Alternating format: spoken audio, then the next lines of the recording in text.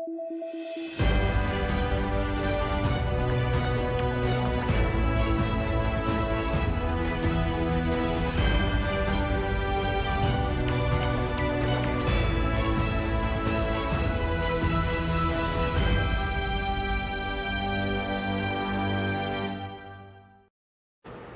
श्री अकाल। मैं हाँ जसवीर ते टीवी पंजाब के प्रोग्राम पंजाब नाउ च तुहाडा स्वागत है।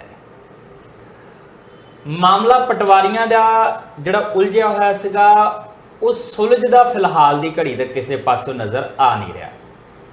इंज लगता कि हुण अंदर खाते सुलगण लग पई है। पहला तो ज़ाहरी तौर पर सीगे ऐलान किए जा रहे सी पटवारियों वालों भी ते मुख मंत्री भगवंत मान होरां दे वल्लों हुण अंदर खाते छुरियां चलन लग पईयां ने। छुरियां चलन का मतलब है कि जिथे वाह पेश चलती है पुराने पटवारियों की वो अपनी वाह पेश चलाने च लगे हुए आ, जिथे वाह पेश चलती है सरकार की वो अपनी वाह पेश चलाने च लगी हुई है। गल मुक्केगी किथे? एक बड़ी हैरानीकुन गल है कि जदों तक विरोधी धिर दे किसी लीडर नूं चुकना हुंदा है, विजिलेंस ब्यूरो अद्धी रात नूं कंधा टप के भी पहुंच जाती है, किसी विआह समागम चों भी चक लैंदी है, किसी अफसर नूं चकना होवे ते शमशान घाट दे विचों अंतिम संस्कार करदे नूं भी चक लैंदी है। कारण की है कि कुछ पुलिस अफसर जदों किसी विवाद च फसदे ने सांभे ही नहीं जाते, इन्हां दे कोल लभदे ही नहीं, इन्हां नूं रूपोश हो जाते आ। पहला राजजीत सिंह का मामला सी, वो अजे तक इन्हां दे हत्थे नहीं चढ़िया। हुण आ दो भरावां दी खुदकुशी के मामले दे विच 3 पुलिस मुलाजमां दे उत्ते FIR दर्ज हुंदी है, SHO समेत मुंशी ते हैड कांस्टेबल तीनों ही रूपोश हो गए। भाई तुहाडे कोल अपने बंदे नहीं सांभे जाते तो होरना आरोपियों नूं कित्थों फड़ोगे? जिक्र आपां इस गल दा भी करांगे। जिक्र यह भी करना है कांग्रेस ते आम आदमी पार्टी के समझौते ते लग गई है मोहर, पर मोहर लगदे सार इधर सुनील जाखड़ ने होर ही टिप्पणी करती है। वो कहते इदां लगदा जिद्दां चोर ते सिपाही रल गए होंदे ते इकट्ठे मिलकर चोणां जिहड़ियां वो लड़नगे। हुण ये मायने की ने इस सब दे आपां इहदे उत्ते भी जिक्र छेड़ना, नाल संसद के विशेष इजलास की भी चर्चा करांगे। 18 तरीक नूं जिहड़ा शुरू हो रहा, हुण अजे तक एजेंडा क्लीयर नहीं किया, गुप्त एजेंडा है। यह पहली बारी होया कि संसद का इजलास होवे तो तुहानूं एजेंडा ना पता होवे करना की इहदे विच की एजेंडा है। संसद भंग कर देनी है, 5 सूबियां की चोण दे नाल ही लोक सभा दीयां चोणां लोकां नूं देखण नूं मिल जाणगीਆਂ, या फिर कोई दूर की कौडी खेडण दे विच लगी हुई है भारतीय जनता पार्टी। क्योंकि पिछली बार पुलवामा ने किसी तरीके नाल बच बचा कर दिता सी, पर इस बार दोबारा उदां दा हो नहीं सकता क्योंकि पहले रौला पाता विरोधी धिरां ने कि कुछ इदां दा कीता जा सकदा ते हुण लोकां ने उस तरीके नाल शायद भरोसा नहीं करना। हुण नवीं खेड खेडी जा रही है। असल कहानी की है, तमाम नुकतियां दे उत्ते करांगे चर्चा करने लई मेरे नाल मौजूद रहणगे सीनियर पत्रकार राजीव भास्कर जी। भास्कर साहब जी आए। बहुत बहुत शुक्रिया जसवीर जी। भास्कर साहब शुरुआत आपां फिर पटवारियां तो कर लैंदे आ। पेचा कसूता जाया हुण ना पटवारी बोलते आ, उन्होंने प्रधान साहब भी नहीं कहते कि आ कर देंगे और कर देंगे, वो कहते ठीक है तुसीं नवें पटवारी ला देण लगे ला दिओ चंगी गल है। ना सरकार कहती असीं आ कर देंगे और कर देंगे, असीं उहदी जांच कर लैणी, असीं उहनूं फड़ लेना इहनूं फड़ लेना। वो भी अंदर खाते विजिलेंस नूं ही ऑर्डर होया फरोलणियां शुरू कर दो इन्हां दीयां फाइलां ते जिहड़े वाहवा देर तक इक्को ही थां ते बैठे आ ना, जड़ां फरोलो इन्हां दीयां कित्थों की कुछ निकलदा। 5-7 इदां टंगे गए आपे ही जिहड़े वो क्रैडिटलैस हो जाणगे लोकां दे विच ते बल्ले बल्ले जिहड़ी सरकार दी रह जाएगी, फिर झुकणगे लिफणगे। मतलब हुण वो लड़ाई नहीं है जिहड़ी जुबानी लड़ाई है, हुण लड़ाई अंदर खाते वाली आ। हुण पैंतड़े जिहनूं खेडणे आ ना, वो खेडण वालीआं चीज़ां चल पईआं ने। सरकार जद भी कदी एसमा का ऐलान करती है तो कोई वड्डी गल होंदी है। हालांकि पटवारियों के मुद्दे के उत्ते जिस तरीके नाल पंजाब सरकार ने एसमा लाता, एसेंशियल सर्विसिज मेंटेनेंस एक्ट, वो कई लोग कहते जल्दी की, कई लोग कहते नहीं वधिया किया, कई कहते यह बहुत जरूरी है जे हड़ताल की नौबत आने की लोड़ होंदी है। और हड़ताल है किस वास्ते? एक पटवारी फड़ लिया बलकार से और ਉਹਦੇ ਉੱਤੇ आरोप लगे रिश्वत लैन के रंगे हथों, एक तरीके नाल 55 एकड़ जमीन ਉਹਦੇ खाते ते बोलती है। सारी गल्लां इन्वेस्टिगेशन का पार्ट सीगा ਜਿਹੜੀ निकल के आईਆਂ। पटवारियों ने एतराज़ जाया कि साडा बंदा क्यों फड़ लिया, दसो तुसीं इस मुद्दे के उत्ते तुसीं स्ट्राइक करोगे तो तुहाडा की नैरेटिव सैट होएगा लोकां दे विच। हुण मेरे ख्याल नाल 50 तो वध लोकां नाल मेरी पटवारियों की स्ट्राइक के मुद्दे ते गल हुई है। लोकी सरकार दे नाल ने। जे मुलाजमां दी मंग होए याद करो किसान अंदोलन, ਕਿਸਾਨ ਅੰਦੋਲਨ ਦੇ ਵਿੱਚ ਪੋਲੀਟੀਸ਼ੀਅਨਸ ਤੋਂ ਲੈ ਕੇ ਆਮ ਲੋਕ ਉਹ ਕਿਸਾਨਾਂ ਦੇ ਨਾਲ ਖੜੇ ਸੀ, ਤਾਂ ਹੀ ਕਰਕੇ ਉਹ ਅੰਦੋਲਨ ਜਿੱਤਿਆ ਗਿਆ। ਜਿਸ ਅੰਦੋਲਨ ਦੇ ਵਿੱਚ ਲੋਕ ਤੁਹਾਡੇ ਖਿਲਾਫ ਹੋ ਜਾਣ तो तुसी वो स्ट्राइक की, अंदोलन की, लड़ाई की, वो जितना तकरीबन असंभव होंदा है। हुण इहदे विच खास करके मुलाजमां दी लड़ाई हुंदी है, उहदे विच यह मन्निया जांदा है कि मुलाजमां नूं चंगी तरह पता है कि असी गिरदावरी का काम छड्डता ते सरकार दे हाथां पैरां दी पै जाएगी, सानूं हाथ जोड़ के लैके आएगी। ऐतकी पंगा लै लिया सरकार ने भी।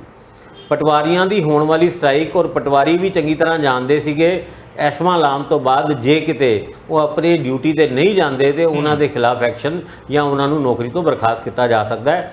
ਉਹਨਾਂ ਨੇ ਵੀ ਇੱਕੋ ਦਿਨ ਪਲਟੀ ਮਾਰ ਕੇ ਆਪਣਾ ਡਿਸੀਜਨ ਚੇਂਜ ਕੀਤਾ, ਵਾਧੂ ਸਰਕਲ ਦੇ ਉੱਤੇ ਨਹੀਂ ਜਾਵਾਂਗੇ, ਅਸੀਂ ਆਪਣੇ ਜਿਹੜੇ ਸਰਕਲ ਸਾਨੂੰ ਸ਼ੁਰੂ ਤੋਂ ਅਲਾਟ ਨੇ ਓਰੀਜਨਲ ਦੇ ਔਰ ਐਡੀਸ਼ਨਲ ਦੇ ਉੱਤੇ ਅਸੀਂ ਕੰਮ ਨਹੀਂ ਕਰਾਂਗੇ ਜੀ। ਉਹਨਾਂ ਨੇ ਇਹ ਤਰੀਕਾ ਲੱਭਿਆ ਐਸਮਾ ਦੇ ਅੰਤਰਗਤ ਕੋਈ ਕਾਰਵਾਈ ਸਾਡੇ ਖਿਲਾਫ ਨਾ ਹੋਏ ਔਰ ਸਰਕਾਰ ਦਾ ਕੰਮਕਾਜ ਵੀ ਪ੍ਰਭਾਵਿਤ ਹੋਏ। ਹੁਣ ਜਦ ਸਰਕਾਰ ਨੂੰ ਵੀ ਲੱਗਿਆ ਵੀ ਆਹ ਗੱਲ ਤੇ ਕਿੱਦਾਂ ਦੀ ਹੈਗੀ ਹੈ, ਲੀਗਲ ਐਡਵਾਈਸ ਦਿੱਤੀ ਗਈ। ਹਾਲਾਂਕਿ ਲੀਗਲ ਐਡਵਾਈਸ ਦੇ ਬੇਸ ਤੇ ਐਡੀਸ਼ਨਲ ਚਾਰਜ ਕਿਸੇ ਸਰਕਾਰੀ ਮੁਲਾਜ਼ਮ ਨੂੰ ਅਗਰ ਦਿੱਤਾ ਜਾਂਦਾ ਹੈ, ਅਗਰ ਉਹ ਆਪਣੇ ਐਡੀਸ਼ਨਲ ਚਾਰਜ ਵਾਸਤੇ ਵੀ ਮਨਾ ਕਰਦਾ ਹੈ ਤੇ ਇਹ ਵੀ ਉਹਦੇ ਖਿਲਾਫ ਕਾਨੂੰਨੀ ਤੌਰ ਤੇ ਕਾਰਵਾਈ ਦੇ ਵਾਸਤੇ ਉਹ ਆਪਣੇ ਆਪ ਵਿੱਚ ਐਲੀਜੀਬਲ ਹੁੰਦਾ। ਹੁਣ ਇਸ ਮੁੱਦੇ ਦੇ ਉੱਤੇ ਸਰਕਾਰ ਵੀ ਕਿਸੇ ਜਗ੍ਹਾ ਚੁੱਪ ਨਜ਼ਰ ਆਉਂਦੀ ਹੈ। 700 ਤੋਂ ਵੱਧ ਉਹ ਪਟਵਾਰੀ ਜਿਹੜੇ ਹਜੇ ਟ੍ਰੇਨਿੰਗ ਤੇ ਸੀਗੇ, ਉਹਨਾਂ ਨੂੰ 741 743 ਕਿ 41 ਉਹਨਾਂ ਨੂੰ ਵੀ ਨਿਯੁਕਤ ਕਰਨ ਦਾ ਫੈਸਲਾ ਕਰ ਲਿਆ ਗਿਆ। ਅੱਜ ਵੀ ਭਗਵੰਤ ਮਾਨ ਉਹਨਾਂ ਸਵੇਰੇ ਜਿਹੜਾ ਨਿਯੁਕਤੀ ਪੱਤਰ ਦੇ ਹਾਲੇ ਉਹਨਾਂ ਲਈ ਵੀ ਸਵਾਲ ਹੈ ਭਾਸਕਰ ਸਾਹਿਬ, ਹਾਲੇ ਉਹਨਾਂ ਲਈ ਵੀ ਸਵਾਲ ਹੈ ਕਿ 3 ਮਹੀਨੇ ਉਹਨਾਂ ਦੀ ਟ੍ਰੇਨਿੰਗ ਤੇ ਰਹਿੰਦੇ ਆ।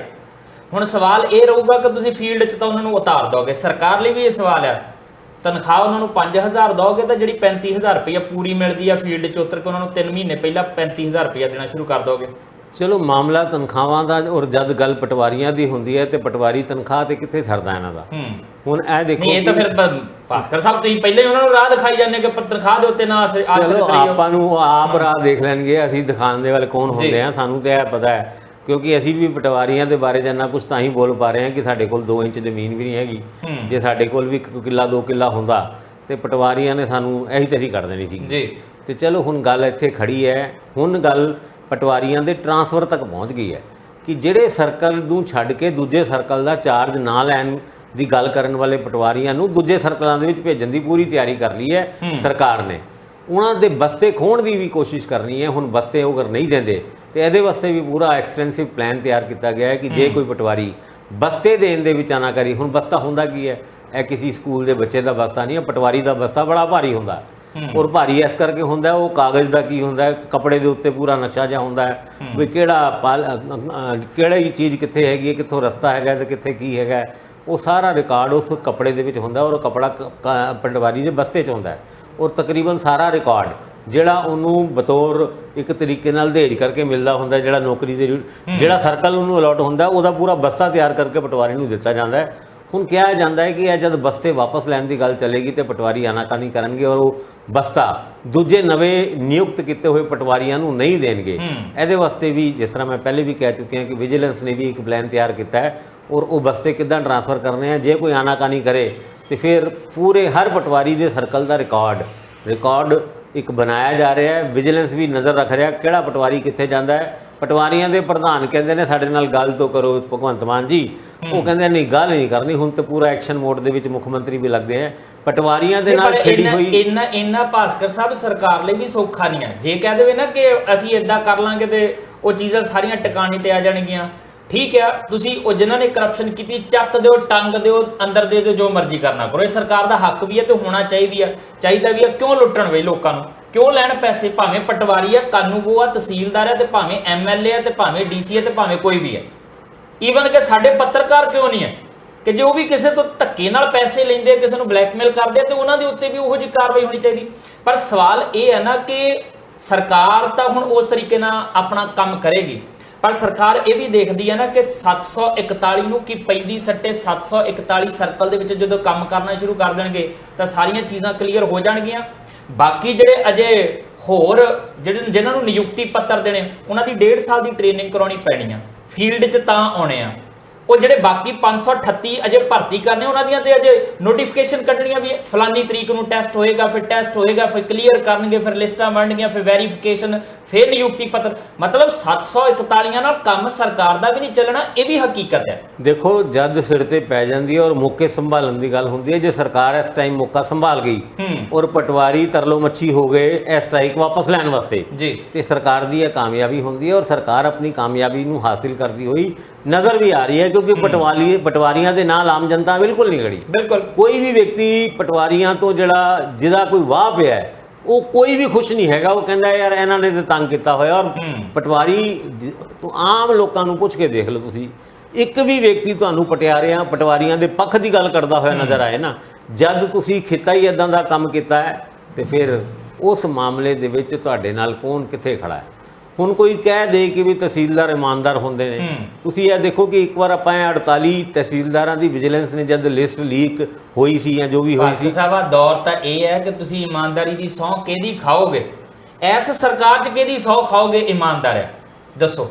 ਸਾਨੂੰ ਪਟਵਾਰੀਆਂ ਦੀ ਨਹੀਂ ਸਹੁੰ ਖਾ ਸਕਦੇ ਤਾਂ ਉਹਦੀ ਕਿਤੋਂ ਸਹੁੰ ਖਾਦੀ ਜਾ ਸਕਦੀ। ਕੀ ਜ਼ਰੂਰਤ ਹੈ ਸਹੁੰ ਖਾਣ ਦੀ? ਐਸੇ ਸਹੁੰ ਭਗਵੰਤ ਮਾਨ ਉਹਨਾਂ ਖਾਨ ਜੋ ਇਹਨਾਂ 92 ਦੀਆਂ ਗਾਰੰਟੀ ਦੇ ਕੇ ਕਹਿੰਦੇ ਆ ਕੱਟੜ ਇਮਾਨਦਾਰ ਆ। ਉਹ ਹੁਣ ਮੁੱਖ ਮੰਤਰੀ ਤੇ ਕੇਜਰੀਵਾਲ ਸਾਹਿਬ ਮੱਧ ਪ੍ਰਦੇਸ਼ ਹੋਏ, ਛੱਤੀਸਗੜ੍ਹ ਹੋਏ ਔਰ ਕੱਲ ਰਾਜਸਥਾਨ ਦੇ ਵਿੱਚ ਉੱਥੇ ਨਵੀਆਂ ਗਾਰੰਟੀਆਂ ਤਾਂ ਦੇ ਕੇ ਆ ਰਹੀਆਂ। ਇਹਨਾਂ 92 ਦੇ ਵੀ ਗਾਰੰਟੀ ਲੈ ਲੈਣ ਪੰਜਾਬ ਵਿੱਚ ਬੈਠੇ ਬੈਠੇ ਕਿ ਵੀ ਇਹ 92 ਸਾਰੇ ਬਿਲਕੁਲ ਹੀਰੇ ਹੈਗੇ ਨੇ, ਇਹਨਾਂ ਵਿੱਚੋਂ ਜਰਾ ਵੀ ਉਹ ਹੀਰਿਆਂ ਨੇ ਚਮਕ ਦਿਖਾਤੀ ਤਿੰਨ ਚਾਰਾਂ ਨੇ ਹੁਣ ਤੱਕ। ਉਹ ਕਈ ਦਿਖਾਣ ਨੂੰ ਫਿਰਦੇ ਨੇ ਹਜੇ ਤੇ ਉਹ ਹੀਰਿਆਂ ਦੀ ਗੱਲ ਆਉਂਦੀ ਹੈ ਤੇ ਮੁੱਖ ਮੰਤਰੀ ਮੂੰਹ ਦੂਜੇ ਪਾਸੇ ਕਰ ਲੈਂਦੇ ਹੁੰਦੇ ਨੇ ਤੇ ਇਸ ਕਰਕੇ ਹੀਰੇ ਜਿਹੇ ਲੱਗਦੇ ਨੇ ਹਜੇ। ਪਰ ਅਦਰਵਾਈਜ਼ ਇਹਨਾਂ ਵਿੱਚੋਂ ਹੀਰੇ ਤੇ ਮੇਰੇ ਖਿਆਲ ਨਾਲ 2-4 ਨਿਕਲਣ ਤਾਂ ਨਿਕਲਣ, ਵਰਨਾ ਲੋਟ ਦਾ ਲੋਟ ਕੋਈ ਬਹੁਤ ਵਧੀਆ ਨਹੀਂ ਹੈਗਾ। ਬਿਲਕੁਲ ਇਹ ਹੁਣ ਹੀਰੇ ਨਿਕਲਦੇ ਆ ਕਿ ਖੀਰੇ ਨਿਕਲਦੇ ਆ, ਜਿਹਨਾਂ ਨੂੰ ਰਗੜੋ ਤਾਂ ਸਿਰਫ ਝੱਗ ਨਿਕਲਣੀਆਂ, ਹੋਰ ਕੁਝ ਨਹੀਂ ਨਿਕਲਣਾ। ਤਾਂ ਫਿਲਹਾਲ ਵਕਤ ਦੱਸੇਗਾ, ਪਰ ਇੰਨਾ ਜ਼ਰੂਰ ਹੈ ਕਿ ਇੱਥੇ ਸਥਿਤੀ ਜਿਹੜੀ ਆ ਉਹ ਇਹੋ ਜਿਹੀ ਨਹੀਂ ਆ, ਹੁਣ ਪਹਿਲਾਂ ਵਾਲੀ ਨਹੀਂ ਆ ਕਿ ਮੈਦਾਨ 'ਚ ਆਣ ਕੇ ਆਹ ਕਰ ਦਾਂਗੇ ਉਹ ਕਰ ਦਾਂਗੇ। ਇੱਥੇ ਪਟਵਾਰੀ ਤੇ ਸਰਕਾਰ ਅੰਦਰ ਖਾਤੇ ਜੂਝਦੇ ਪਿਆ, ਇਹ ਗੱਲ ਲੁਕੀ ਛਿਪੀ ਨਹੀਂ ਹੈ। ਤੇ ਜਦੋਂ ਅੰਦਰੋਂ ਜੂਝਦੇ ਹੁੰਦੇ ਆ ਨਾ ਤੁਸੀਂ, ਫਿਰ ਇਹ ਲੜਾਈ ਲੰਬੀ ਵੀ ਚੱਲਦੀ ਹੈ, ਗਹਿ ਕੱਚ ਵੀ ਹੁੰਦੀ ਹੈ, ਕਿਤੇ ਸਹਿਮਤੀਆਂ ਦੇ ਸਬੱਬ ਬਣਦੇ ਨੇ। ਕਿਉਂਕਿ ਜਿੱਥੇ ਕਿਤੇ ਜਿਹਨੂੰ ਲੱਗਾ, ਦੋਨੋਂ ਧਿਰਾਂ ਜਾਣਦੀਆਂ ਨੇ ਨਾ ਪਟਵਾਰੀਆਂ ਬਿਨਾਂ ਸਰਕਾਰ ਦਾ ਸਰਦਾ ਆ, ਨਾ ਸਰਕਾਰ ਬਿਨਾਂ ਪਟਵਾਰੀਆਂ ਦਾ ਸਰਦਾ, ਨਾ ਸਰਕਾਰ ਦੀਆਂ ਵਗਾਰਾਂ ਕਿਸੇ ਨੇ ਝੱਲਣੀਆਂ ਪਟਵਾਰੀਆਂ ਤੋਂ ਬਿਨਾਂ, ਤਹਿਸੀਲਦਾਰਾਂ ਤੋਂ ਬਿਨਾਂ, ਤੇ ਨਾ ਇਹਨਾਂ ਦੇ ਵਾਧੇ ਘਾਟੇ ਸਰਕਾਰਾਂ ਤੋਂ ਬਿਨਾਂ ਕਿਸੇ ਹੋਰ ਨੇ ਝੱਲਣੇ ਆ। ਇਹ ਦੋਨਾਂ ਲਈ ਇੱਕ ਦੂਜੇ ਦੀ ਜਿਹੜੀ ਆ ਉਹ ਲੋੜੀਂਦੀ ਹੈ। ਹੁਣ ਗੱਲ ਇਹ ਵੀ ਕਹਿ ਸਕਦੇ ਕਿ ਜੇ ਸਰਕਾਰ ਪੰਗਾ ਲੈ ਰਹੀ ਹੈ ਤੇ ਪਟਵਾਰੀ ਪੰਗਾ ਲੈ ਰਿਹਾ ਇੱਕ ਦੂਜੇ ਨਾਲ, ਇਹ ਵੀ ਹੈ ਨਾ, ਤਾਂ ਸੱਪ ਨੂੰ ਸੱਪ ਲੜੇ ਤੇ ਜ਼ਹਿਰ ਕਿਹਨੂੰ ਚੜੇ। ਦੋਨਾਂ ਦੀ ਸਥਿਤੀ ਕੁੱਲ ਮਿਲਾ ਕੇ ਇਹ ਵੀ ਹੈ, ਪਰ ਇਹਦੇ ਚੋਂ ਨਿਕਲਦਾ ਕੀ ਹੈ ਉਹ ਦੇਖਦੇ ਆ, ਉਹਦੇ ਲਈ ਇੰਤਜ਼ਾਰ ਕਰਨਾ ਪਏਗਾ। ਪਰ ਉਧਰ ਸਰਕਾਰ ਉਹਨਾਂ ਅਫਸਰਾਂ ਨੂੰ ਕਾਹਤੋਂ ਨਹੀਂ ਫੜ ਪਾਉਂਦੀ ਜਿਨ੍ਹਾਂ ਦਾ ਕੋਈ ਨਾ ਕੋਈ ਮਾਮਲਾ ਜਿਹੜਾ ਆ ਉਹ ਵੱਡੇ ਪੱਧਰ ਤੇ ਨਿਕਲ ਕੇ ਸਾਹਮਣੇ ਆ ਜਾਂਦਾ, ਰੂਹ ਪੋਸ਼ ਕਾਹਤੋਂ ਹੋ ਜਾਂਦੇ ਆ, ਫਰਾਰ ਕਾਹਤੋਂ ਹੋ ਜਾਂਦੇ ਆ। SHO ਨਵਦੀਪ ਤੇ ਉਹਦੇ ਨਾਲ ਦੇ 2 ਹੋਰ ਸਾਥੀ ਜਿਨ੍ਹਾਂ ਦੇ ਉੱਤੇ FIR ਦਰਜ ਹੋਈ, 2 ਭਰਾਵਾਂ ਦੀ ਖੁਦਕੁਸ਼ੀ ਦੇ ਮਾਮਲੇ ਦੀ ਖੁਦਕੁਸ਼ੀ ਲਈ ਉਕਸਾਉਣ ਦੀ ਧਾਰਾ ਦੇ ਤਹਿਤ ਉਹ ਫਰਾਰ ਨੇ। ਲੁੱਕਆਊਟ ਸਰਕੂਲਰ ਦੀ ਚਰਚਾ ਚੱਲਦੀ ਪਈ ਆ, ਜ਼ਿਕਰ ਛੇੜਦੇ ਆ ਛੋਟੇ ਜਿੰਨੇ ਵਿਰਾਮ ਤੋਂ ਬਾਅਦ।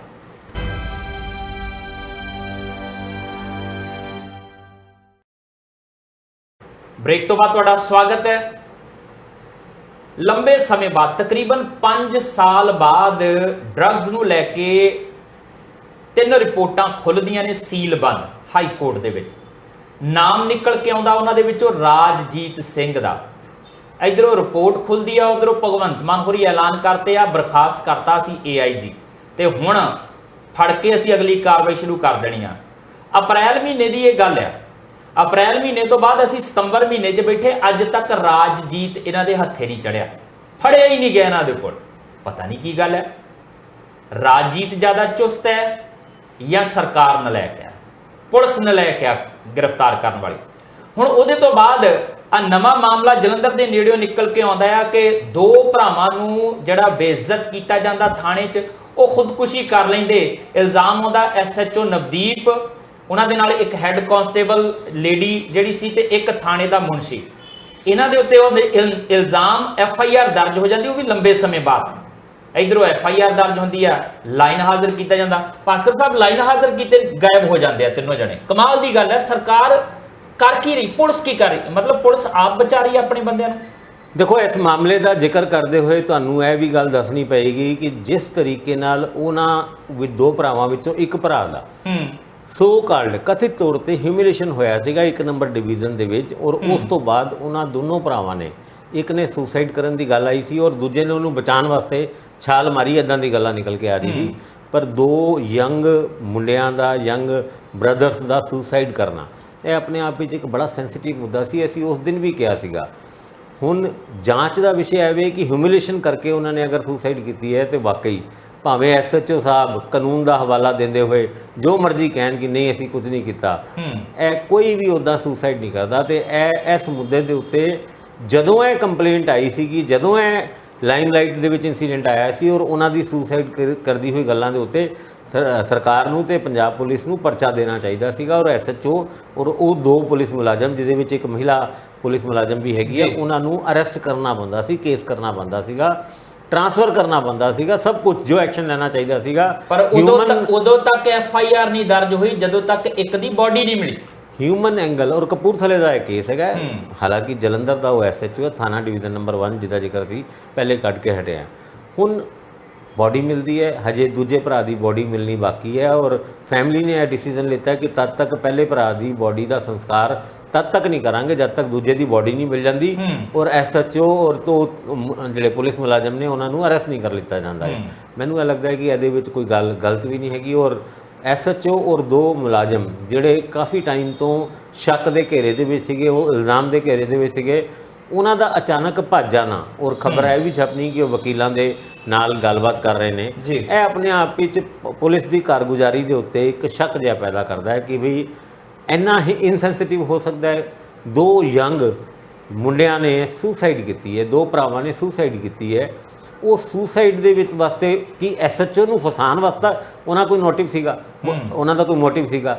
ਹੁਣ ਇੱਦਾਂ ਦੇ ਹਾਲਾਤ ਦੇ ਵਿੱਚ ਜੇ ਪੁਲਿਸ ਇੰਨੀ ਇਨਸੈਂਸਿਟਿਵ ਹੋ ਜਾਂਦੀ ਹੈ ਕਿ ਉਸ ਸੁਸਾਈਡ ਦੇ ਬਾਅਦ ਵੀ ਬਚਾਅ ਦੀਆਂ ਉਹ ਬਿਆਨਬਾਜ਼ੀ ਚੱਲਦੀ ਹੈ ਕਿ ਨਹੀਂ ਜੀ ਇੱਦਾਂ ਨਹੀਂ ਇੱਦਾਂ ਹੋਇਆ ਸੀਗਾ, ਮੈਨੂੰ ਇਹ ਲੱਗਦਾ ਕਿਸੇ ਦਾ ਸੁਸਾਈਡ ਕਰ ਜਾਣਾ ਉਹੀ ਆਪਣੇ ਆਪ ਵਿੱਚ ਇੱਕ ਬਹੁਤ ਵੱਡਾ ਸਬੂਤ ਹੈ। ਔਰ ਇਹ ਐਲੀਗੇਸ਼ਨ ਲਾ ਕੇ ਕਿ ਥਾਣੇ ਦੇ ਵਿੱਚ ਹੋਈ ਬੇਇੱਜ਼ਤੀ, ਕਿੰਨੀ ਕੁ ਬੇਇੱਜ਼ਤੀ ਹੋਈ ਹੋਏਗੀ ਉਸ ਵਿਅਕਤੀ ਦੀ। ਜ਼ਰੂਰ ਇੱਕ ਕਾਨੂੰਨ ਨੂੰ ਆਪਣੇ ਹੱਥ 'ਚ ਲੈ ਕੇ ਕਾਨੂੰਨ ਨੇ ਇਹ ਗਲਤੀਆਂ ਕੀਤੀਆਂ ਹੋਣੀਆਂ ਜਿਹਦੇ ਕਰਕੇ ਉਹ ਦੋ ਭਰਾਵਾਂ ਨੂੰ ਸੁਸਾਈਡ ਕਰਨ ਵਾਸਤੇ ਮਜਬੂਰ ਹੋਣਾ ਪਿਆ। ਔਰ ਉਹ ਐਸਐਚਓ ਕੰਟਰੋਵਰਸ਼ੀਅਲ ਰਿਹਾ ਪਹਿਲਾਂ ਤੋਂ। ਨਹੀਂ ਗੱਲ ਕੰਟਰੋਵਰਸੀ ਦੇਖੋ, ਉਸ ਐਸਐਚਓ ਨੂੰ ਮੈਂ ਕਿਉਂਕਿ ਪਰਸਨਲੀ ਇਸ ਕਰਕੇ ਵੀ ਜਾਣਨਾ ਕਿ ਮੇਰੇ ਜਿਹੜਾ ਥਾਣਾ ਲੱਗਦਾ ਉਹਦਾ ਐਸਐਚਓ ਨਵਦੀਪ ਸਿੰਘ ਹੀ ਹੈ। ਐਸਐਚਓ ਦੇ ਵਿੱਚ ਕੋਈ ਕਮੀ ਨਹੀਂ ਹੈ, ਲੇਕਿਨ ਕਈ ਵਾਰ ਇਹ ਜਿਹੜਾ ਕੰਮ ਕਰਨ ਦਾ ਸਟਾਈਲ ਹੈਗਾ ਉਹ ਐਦਾਂ ਦਾ ਹੋ ਜਾਂਦਾ ਹੈ ਕਿ ਤੁਹਾਡੇ ਅਫਸਰਾਂ ਦਾ ਕੋਈ ਦਬਾਅ ਹੈ। ਇਹਦੇ ਵਿੱਚ ਇਹ ਵੀ ਗੱਲ ਨਿਕਲ ਕੇ ਆ ਸਕਦੀ ਹੈ ਕਿ ਉਹਨੂੰ ਕਿਸੇ ਅਫਸਰ ਦਾ ਦਬਾਅ ਹੋਏ ਕਿ ਫਲਾਣੇ ਦਾ ਸਾਥ ਦੇਣਾ, ਕਿਉਂਕਿ ਪੁਲਿਸ ਦੀ ਫੰਕਸ਼ਨਿੰਗ ਨੂੰ ਤੁਸੀਂ ਕਦ ਵੀ ਜਦੋਂ ਵੀ ਦੇਖੋਗੇ ਜੇ ਕਿਸੇ ਪੁਲਿਸ ਦੇ ਐਸਐਚਓ ਨੂੰ ਜਿਹਦੇ ਕੋਲ ਦੋ ਪਾਰਟੀਆਂ ਆਮਨੇ ਸਾਹਮਣੇ ਬੈਠੀਆਂ ਹੋਈਆਂ ਔਰ ਹਜੇ ਤੱਕ ਮੈਰਿਟ ਦੇ ਵਿੱਚ ਐਸਐਚਓ ਜੇ ਇਸ ਪਾਰਟੀ ਦਾ ਸਮਝਦਾ ਹੈ ਕਿ ਉਹ ਠੀਕ ਹੈਗੀ ਔਰ ਉਹ ਉਸ 'ਤੇ ਫੈਸਲਾ ਕਰਨਾ ਚਾਹੁੰਦਾ ਔਰ ਅਚਾਨਕ ਹੀ ਇਸ ਪਾਰਟੀ ਦੇ ਹੱਕ 'ਚ ਕੋਈ ਫੈਸਲਾ ਉੱਤੋਂ ਆ ਜਾਏ, ਕੋਈ ਟੈਲੀਫੋਨ ਆ ਜਾਏ ਕਿ ਤੁਸੀਂ ਇਹਦਾ ਸਾਥ ਦੇਣਾ ਇਹਦਾ ਨਹੀਂ ਦੇਣਾ, ਤੇ ਫਿਰ ਉਹ ਮੈਰਿਟ ਮੂਰਿਟ ਐਸਐਚਓ ਭੁੱਲ ਜਾਂਦੇ ਨੇ ਔਰ ਅਫਸਰਾਂ ਦੀ ਤਾਬੇਦਾਰੀ ਦੇ ਵਿੱਚ ਇੱਦਾਂ ਦਾ ਲੱਗਦੇ ਨੇ ਕਿ ਅਚਾਨਕ ਹੀ ਜਿਹਦੇ ਨਾਲ ਉਹ ਹਮਦਰਦੀ ਕਰਦੇ ਹੋਏ ਨਜ਼ਰ ਆ ਰਹੇ ਸੀ 2 ਮਿੰਟ ਪਹਿਲੇ ਉਹਨੂੰ ਫੜ ਕੇ ਅੰਦਰ ਕਰ ਦਿੰਦੇ ਹੁੰਦੇ ਆ। ਐਦਾਂ ਦੇ ਮੰਜ਼ਰ ਅਸੀਂ ਕਈ ਵਾਰ ਥਾਣਿਆਂ ਦੇ ਵਿੱਚ ਦੇਖੇ ਨੇ। ਇਹਦਾ ਮਤਲਬ ਇੱਥੇ ਮੰਨ ਲਈਏ ਕਿ ਆ ਜਿਹੜਾ ਰੂਪਪੋਸ਼ ਹੋਣਾ, ਫਰਾਰ ਹੋਣਾ, ਇਹ ਵੀ ਫਿਰ ਜੇ ਉੱਪਰੋਂ ਫੋਨ ਆਇਆ ਤੇ ਫਿਰ ਉਹੀ ਸਾਰਾ ਕੁਝ ਕੀਤਾ ਜਾ। ਦੇਖੋ ਕੰਮਕਾਜ ਦਾ ਤਰੀਕਾ ਤੇ ਪੁਲਿਸ ਦਾ ਇਹੀ ਹੈ। ਹੁਣ ਐਸਐਚਓ ਦੀ ਉਹਨਾਂ ਦੋ ਭਰਾਵਾਂ ਨਾਲ ਕੋਈ ਦੁਸ਼ਮਣੀ ਸੀਗੀ, ਇਹ ਵੀ ਗੱਲ ਇਨਵੈਸਟੀਗੇਸ਼ਨ ਦਾ ਪਾਰਟ ਹੈਗਾ।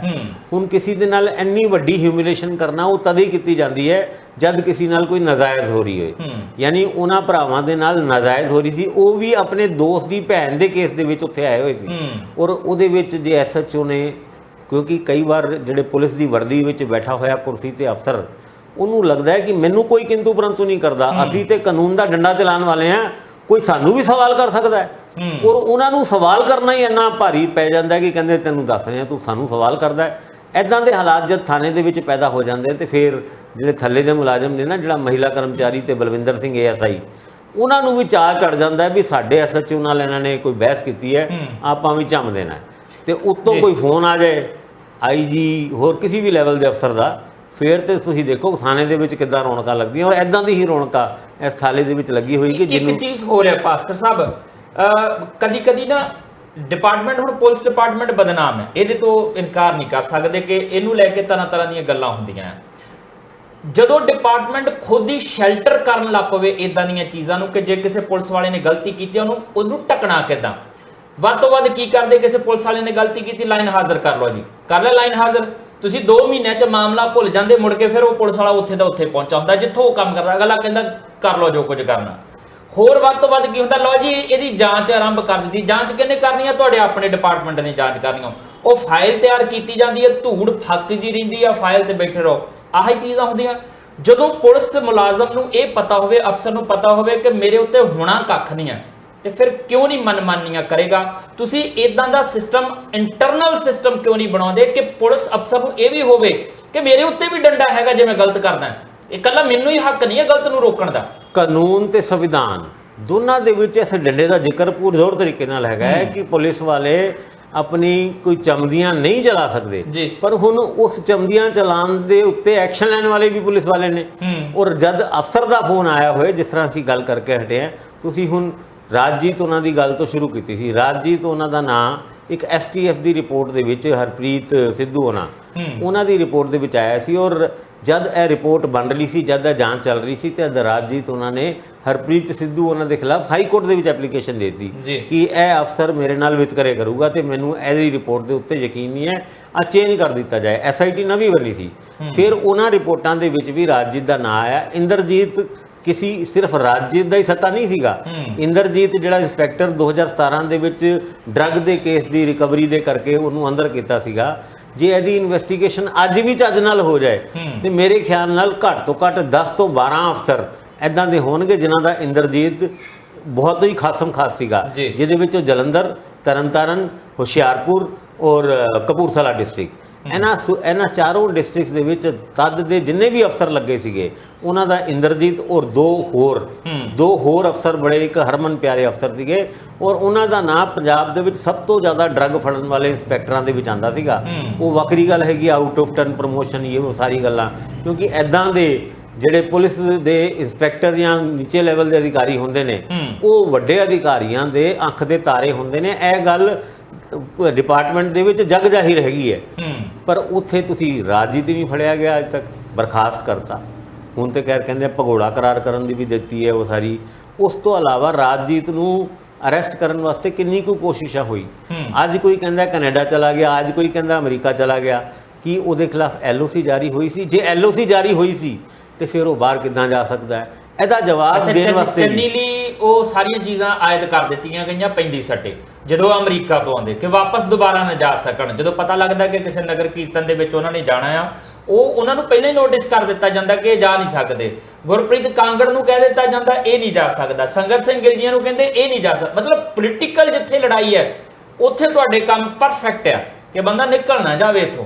ਪਰ ਜਿੱਥੇ ਤੁਹਾਨੂੰ ਲੱਗਦਾ ਕਿ ਇਹ ਸਾਡੀ ਸਰਕਾਰ ਦੇ ਉੱਤੇ ਵੀ ਉਂਗਲ ਉੱਠੇਗੀ ਤੇ ਫਿਰ ਉੱਥੇ ਤੁਸੀਂ ਢਿੱਲ ਵਰਤ ਲੈਂਦੇ ਹੋ। ਅੱਜ ਕੱਲ੍ਹ ਤੇ ਜਸਵੀਰ ਜੀ ਆਮ ਲੋਕ ਵੀ ਇਹ ਗੱਲਾਂ ਕਰਨ ਲੱਗ ਗਏ ਹੈ ਕਿ ਰਾਜਜੀਤ ਦੇ ਫੜੇ ਜਾਣ ਤੋਂ ਬਾਅਦ ਕੀ ਡਰ ਹੈ ਪੁਲਿਸ ਨੂੰ। ਅਕਸਰ ਡਰ ਤੇ ਹੋਏਗਾ ਹੀ, ਕਿਉਂਕਿ ਉਹਨਾਂ ਰਿਪੋਰਟਾਂ ਦੇ ਵਿੱਚ ਕੁਝ ਵੱਡੇ ਅਫਸਰਾਂ ਦੇ ਵੀ ਨਾਂ ਸੀਗੇ। ਜੇ ਰਾਜਜੀਤ ਦਾ ਅਰੈਸਟ ਹੋਣ ਤੋਂ ਬਾਅਦ ਕਿਸੇ ਵੱਡੇ ਅਫਸਰ ਦਾ ਨਾਂ ਲੈਣਾ ਸਬੂਤਾਂ ਦੇ ਆਧਾਰ ਦੇ ਉੱਤੇ, ਕਿਉਂਕਿ ਆ ਜਿਹੜੇ ਅਫਸਰ ਹੁੰਦੇ ਨਾ, ਭਾਵੇਂ ਪੁਲਿਸ ਵਿੱਚ ਹੋਣ ਭਾਵੇਂ IAS ਆਫਿਸਰ ਵਿੱਚ ਹੋਣ, ਉਹ ਇੱਦਾਂ ਦੀ ਫਾਈਲਾਂ ਦੀ ਫੋਟੋ ਖਿੱਚ ਕੇ ਰੱਖਦੇ ਨੇ ਔਰ ਆਪਣੇ ਕੋਲ ਸਬੂਤ ਰੱਖਦੇ ਨੇ ਕਿ ਕਿਹਦੀ ਇਨਵੋਲਵਮੈਂਟ ਹੈਗੀ ਹੈ। ਜਿਸ ਕੰਮ ਵਿੱਚ ਮੈਂ ਫੜਿਆ ਗਿਆ, ਮੇਰੇ ਨਾਲ ਹੋਰ ਕਿਹੜੇ ਬੰਦੇ ਇਨਵੋਲਵ ਨੇ, ਤੇ ਗੱਲ ਬੜੀ ਦੂਰ ਤੱਕ ਜਾਏਗੀ। ਇਸ ਕਰਕੇ ਕਿ ਗੱਲ ਦੂਰ ਤੱਕ ਨਾ ਜਾਏ, ਇਹ ਪੁਲਿਸ ਅਫਸਰ ਜਾਂ ਫਿਰ ਪੁਲਿਸ ਇੰਸਪੈਕਟਰ ਕਹਿ ਲਓ, SHO ਕਹਿ ਲਓ, ਉਹ ਸਮੇਂ ਤੋਂ ਪਹਿਲੇ ਹੀ ਭੱਜ ਜਾਂਦੇ ਨੇ, ਫਿਰ ਫੜੇ ਨਹੀਂ ਜਾਂਦੇ। ਔਰ ਫੜੇ ਤਦ ਜਾਂਦੇ ਨੇ ਜਦ ਉਹਨਾਂ ਨੂੰ ਭੱਜਣ ਦੀ ਲੋੜ ਨਹੀਂ ਹੁੰਦੀ, ਜਦ ਉਹ ਆਪ ਚਾਹੁੰਦੇ ਨੇ ਹੁਣ ਫੜ ਲਓ। ਤੇ ਇੱਦਾਂ ਦੇ ਹੀ ਹਾਲਾਤ ਰਾਜਜੀਤ ਦੇ ਕੇਸ ਤੋਂ ਲੈ ਕੇ ਨਵਦੀਪ ਸਿੰਘ SHO ਜਿਹੜੇ division number 1 abetment of suicide ਦਾ ਕੇਸ ਆ, ਉਹਨਾਂ ਦੇ ਖਿਲਾਫ 306 ਦਾ। ਔਰ ਉਸ ਤੋਂ ਬਾਵਜੂਦ ਉਹਨਾਂ ਦਾ ਭੱਜ ਜਾਣਾ, ਵਕੀਲਾਂ ਦੇ ਸੰਪਰਕ ਵਿੱਚ ਆਉਣਾ, ਐਂਟੀਸਿਪੇਟਰੀ ਬੇਲ ਵਾਸਤੇ ਤਿਆਰੀ ਕਰਨਾ, ਉਸ ਤੋਂ ਬਾਵਜੂਦ ਵੀ ਪੁਲਿਸ ਦਾ ਦੂਜੇ ਪਾਸੇ ਮੂੰਹ ਕਰ ਲੈਣਾ, ਇਹ ਸਾਰੀ ਗੱਲਾਂ ਕਿਸੇ ਨਾ ਕਿਸੇ ਜਗ੍ਹਾ ਪੁਲਿਸ ਦੀ ਫੰਕਸ਼ਨਿੰਗ ਦੇ ਉੱਤੇ ਇੱਕ ਕਾਲਾ ਧੱਬਾ ਹੈ। ਕੁੱਲ ਮਿਲਾ ਕੇ ਵੀ ਕਹਿ ਸਕਦੇ ਢੱਕੀ ਰਿੱਝੇ ਤੇ ਕੋਈ ਨਾ ਬੁੱਝੇ। ਇਹ ਸਿਸਟਮ ਇਵੇਂ ਹੀ ਕੰਮ ਕਰਦਾ ਆ, ਇਹ ਇਵੇਂ ਹੀ ਚੱਲਣਾ ਆ। ਪਰ ਆ ਹੁਣ ਪੁਲਿਸ ਦੀ ਗੱਲ ਚੱਲੀ ਹੈ ਤੇ ਚੋਰ ਸਿਪਾਹੀ ਦੀ ਗੱਲ ਕਿਉਂ ਨਾ ਕਰੀਏ। ਨਿੱਕੇ ਹੁੰਦੇ ਗੇਮ ਖੇਡਦੇ ਹੁੰਦੇ ਸੀ, ਖੇਡਾਂ ਖੇਡਦੇ ਹੁੰਦੇ ਸੀ ਚੋਰ ਸਿਪਾਹੀ ਵਾਲੀਆਂ, ਉਹ ਖੇਡ ਕਿਸੇ ਹੋਰ ਤਰੀਕੇ ਦੀ ਹੁੰਦੀ ਸੀ। ਪਰ ਪੋਲਿਟਿਕਸ ਦੇ ਵਿੱਚ ਚੋਰ ਸਿਪਾਹੀ ਕਿਹੜਾ ਹੋ ਰਿਹਾ, ਆਪਾਂ ਇਹਦਾ ਜ਼ਿਕਰ ਕਰਨਾ ਨਿੱਕੇ ਜਿੰਨੇ ਵਿਰਾਮ ਤੋਂ ਬਾਅਦ।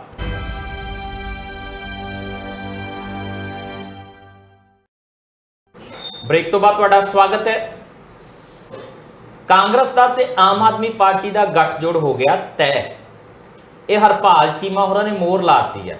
ਬਸ ਕਹਿੰਦੇ ਗੱਠਜੋੜ ਹੋ ਗਿਆ, ਰਲ ਕੇ ਚੋਣਾਂ ਲੜਾਂਗੇ ਤੇ ਸੀਟਾਂ ਦੀ ਵੰਡ ਬਹੁਤ ਛੇਤੀ ਤੁਹਾਨੂੰ ਪਤਾ ਲੱਗ ਜਾਏਗਾ ਕਿ ਕਿੰਨੀਆਂ ਕਿੰਨੀਆਂ ਸੀਟਾਂ ਤੇ ਲੜਨਾ, ਇਹੀ ਤੈਅ ਹੋਣਾ ਬਾਕੀ ਹੈ। ਉਦੋਂ ਬਾਅਦ ਕਾਂਗਰਸ ਦੇ ਵਿੱਚ ਵੀ ਕੁਰਬਲ ਹੋਣੀ ਸ਼ੁਰੂ ਹੋ ਜਾਂਦੀ ਆ ਤੇ ਲੱਗਦਾ ਹੈ ਕਿ ਕਾਂਗਰਸ ਨੇ ਵੀ ਅਣਮੰਨੇ ਮਨ ਨਾਲ ਜਿਹੜਾ ਆ ਉਹ ਸਹਿਮਤੀ ਤਕਰੀਬਨ ਦੇਤੀ ਹੈ। ਹੁਣ ਇਹਨਾਂ ਦੇ ਵਿੱਚ ਕਿੰਨੀ ਕੋਈ ਸਹਿਮਤੀ ਬਣਦੀ ਹੈ, ਕਿੰਨੀ ਕੋਈ ਸਹਿਮਤੀ ਰਹਿੰਦੀ ਹੈ, ਕਿੰਨੀਆਂ ਸੀਟਾਂ ਹੁੰਦੀਆਂ, ਇਹ ਵੱਖਰਾ ਚਰਚਾ ਦਾ ਵਿਸ਼ਾ। ਪਰ ਹਾਂ, ਸੁਨੀਲ ਜਾਖੜ 1 ਮਿੰਟ ਵੀ ਖੁੰਝਣ ਨਹੀਂ ਦਿੰਦੇ ਇਸ ਗੱਠਜੋੜ ਦੇ ਉੱਤੇ ਟਿੱਪਣੀ ਕਰਨ ਤੋਂ।